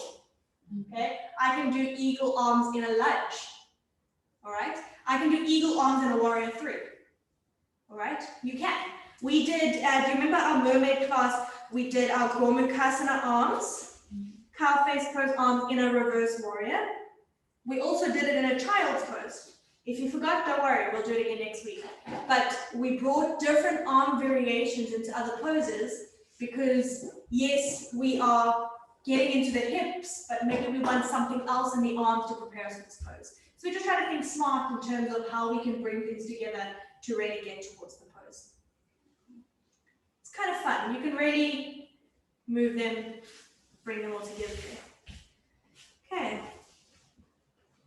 Once again, we're not trying to, besides when we do cats and cows, it's just a nice neutral spine, just sitting up nice and tall. And alternate cross of legs, swap it out, keep it nice and easy. Right. Okay. I'm gonna leave. We can do it now. Okay. Agni Sambhasana, also known as fire log pose or double pigeon. Okay. So we remember in our pigeon, we spoke about our shin being. Some may get it parallel to the top of the mat, but some of us actually worked at a diagonal. So in the seated pose for fire log, we've got both shins parallel on top of each other. It's quite a lot of external rotation. Okay, before you get into it, what is also another thing which we're going to chat about when we get to lotus is that I've got my one leg in external rotation and I'm adding the load of my other leg on that one. Okay. So if I look at my legs, and my hip external rotation is okay, it's not great, it's fine, it's manageable, okay? So if I bring myself into external rotation, let's do it without the pillow. Do you see my knees, not quite on the, it's quite lifted, all right? And so if I bring my other shin on top, the weight of this one is pushing this one down, which may be fine for some, but it may not also be fine for some, depends how it feels. So I'm going to bring, I would do a little bit of what we did this morning, little happy baby, half pigeon. In fact, if you guys are cold and you know your hips aren't feeling it, I wouldn't jump into it, but I'm going to bring my ankle above my other knee. Okay, now look at the girl in the book and then look at me. Okay, I'm not having a good time. All right, so essentially my knees are in line, both feet are parallel. So I'm not doing lotus where I'm making like a little diagonal diamond shape. My shins are parallel, okay? And then what I can see what's happening with Cheryl's ankle is it's slid to the crease of her knee, so her foot's doing a little sickle like that, okay? So what we do is we actually bring the bony bit more towards the outside so that ankle is in neutral. But then this leg is so painful because of my foot sticking into this leg, and I go home and shower and I'll have a bruise on this leg. So then I mean, that's why I do this, otherwise it's so uncomfortable, unless I put it does it feel underneath. So what Cheryl's saying is like if she does this, then it's like bruise it. I mean, it's not a lack of pose all around. Does anyone feel pretty happy here? Sometimes we have one or two. It's really hard to keep the legs. It's really hard to keep it there. Loretta, it's fine. So naturally when I let that foot slide, I'm not adducting them as much as possible. I'm letting it slide further away to give it more space. It doesn't feel bad for me posing my ankle. I'm just speaking about the shape of the pose is like that. In fact, if someone was doing this, I would just say, why not just sit cross-legged? Because if I sit cross-legged and I fold forward, like she's doing, I feel my glutes stretching. I really do. And so that's just more external rotation, more loading on my hips, and I can't really fold forward into it. I think it massively, just by thinking a chat about a lotus, it really comes down to your hip socket. What range of motion do you have, not only in your muscles, but your bones? Okay. So I'm not trying, but it's so much better. No. Sit down. Yeah, take it easy. Stand. Sometimes a little bit of movement feels a little bit good. Oh, that's fine. It's like your body feels. Look, I would actually recommend for these to not always just hop into it now. At the end of the day, it's a bit cooler, especially with these big external rotation. I don't want you guys to have like funny, like walk out of here funny. Okay, so it's gonna be sore. Crawl out of here. Roll down the hill. You guys online, what did it feel like for you? Did anyone feel fine? Did it feel a bit tricky?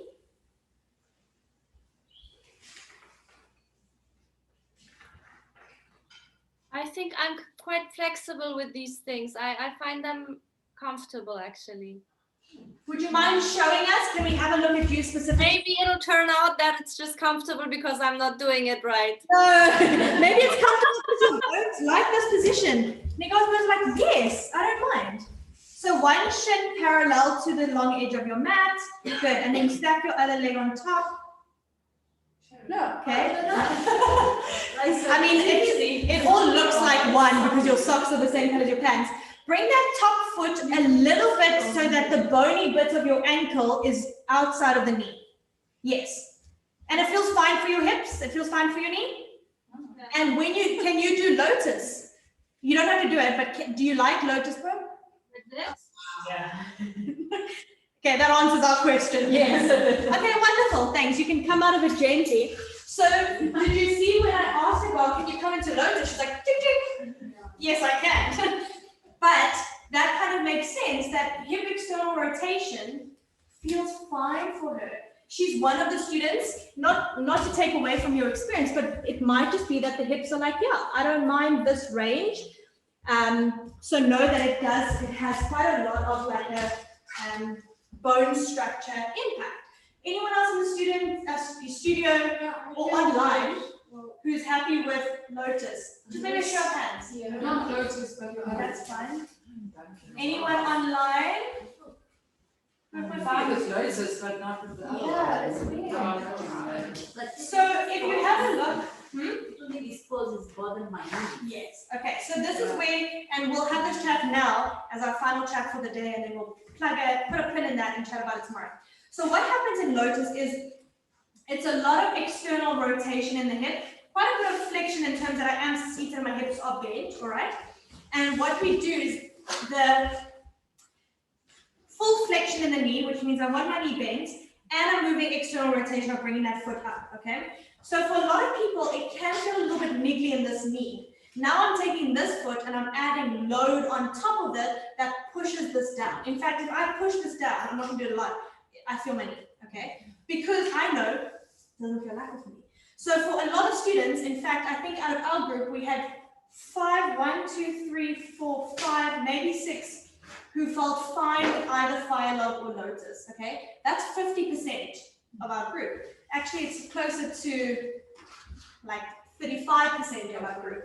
So, if we were to use this as a little marketing research, not that it's accurate at all, you will have students who come into your class who can go into Lotus without thinking about it.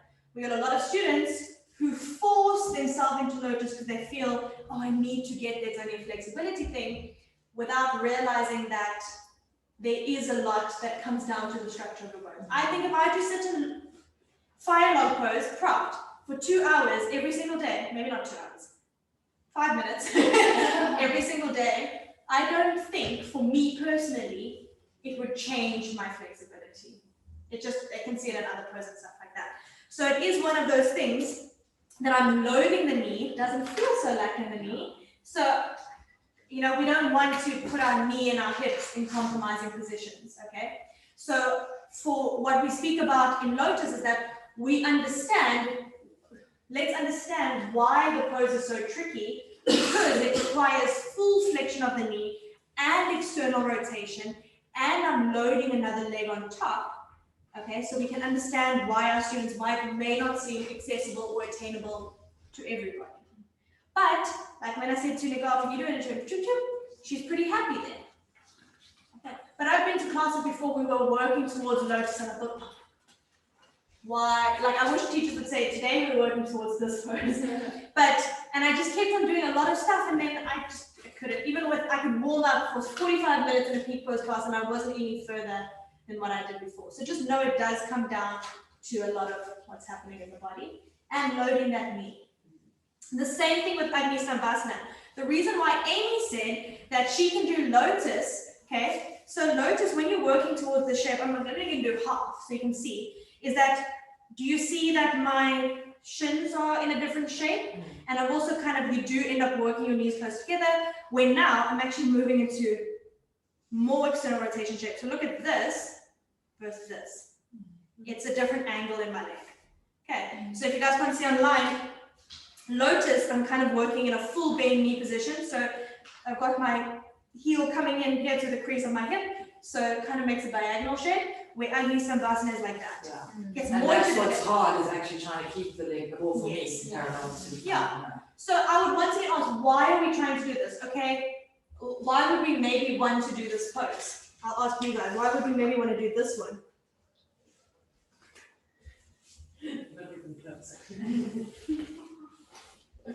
So I would maybe do it for external rotation, but I could also do this for external rotation. I could also do this for external rotation. So I've got a lot of other poses I can use that give me the same thing. Okay. So if I don't have the flexibility in my hips and I'm loading it, we create a little bit of torque in the knee, and that's where the knee is only supposed to do this.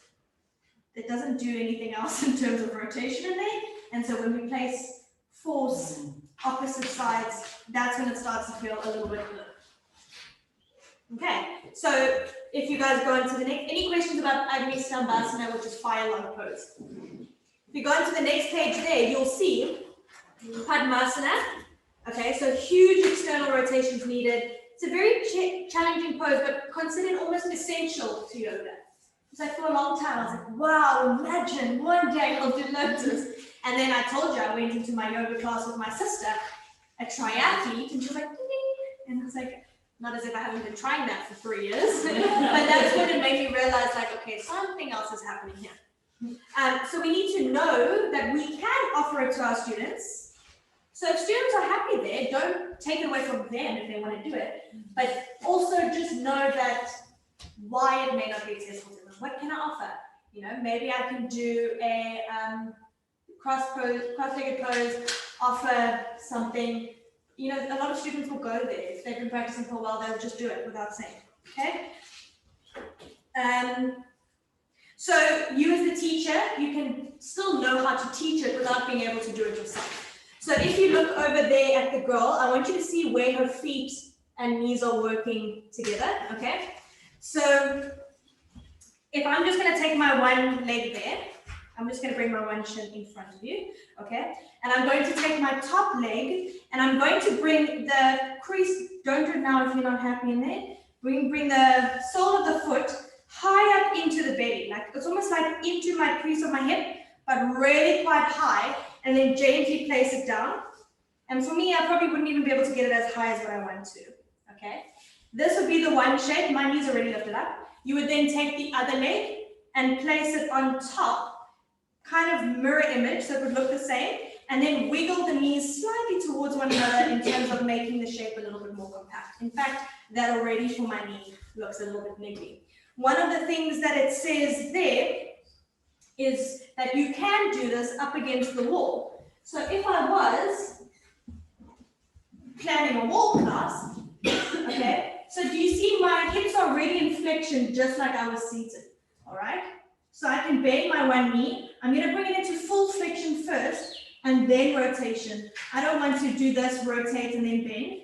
So I'm going to bend, get it into full flexion in the knee, and then I'm going to rotate the hip because the knee doesn't rotate, and I'm going to bring it here.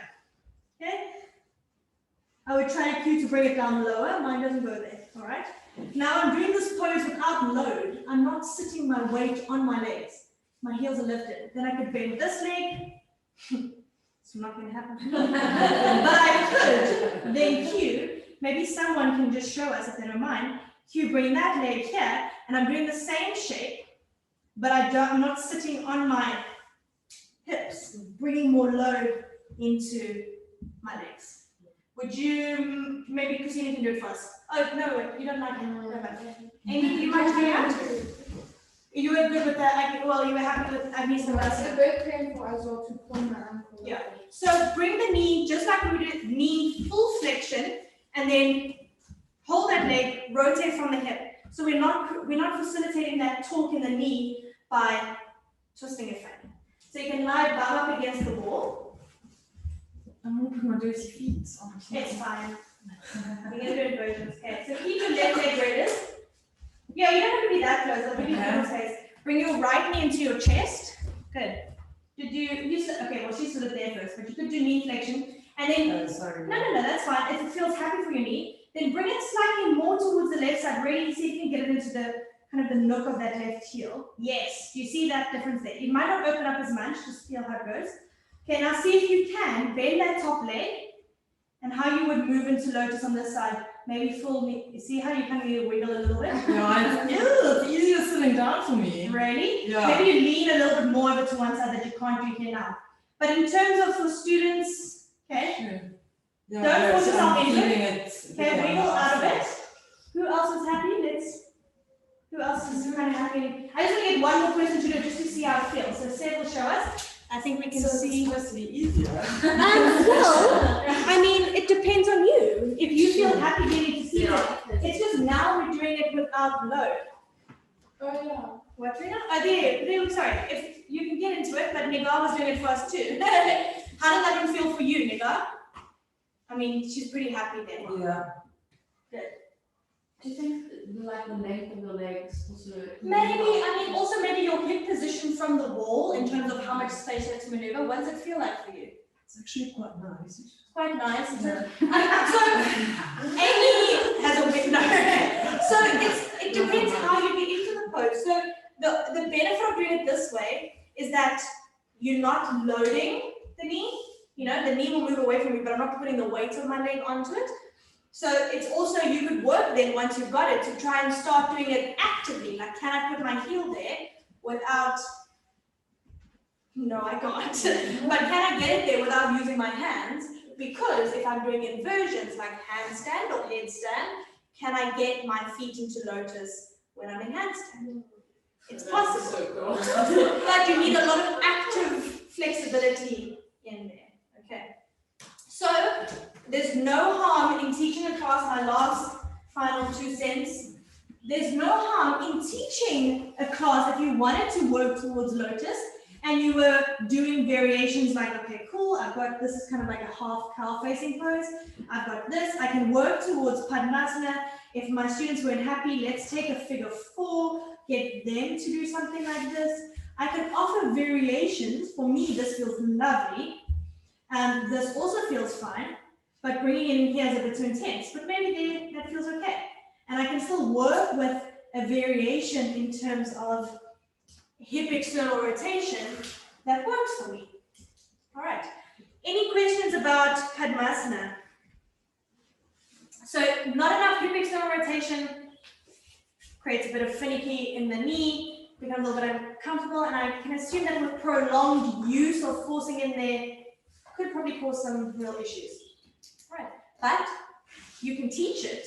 We're not gonna, there's this one thing that is later on in the manual, we'll chat about it when Catherine does yoga for injury, like I'll chat with you, but no yoga pose is bad.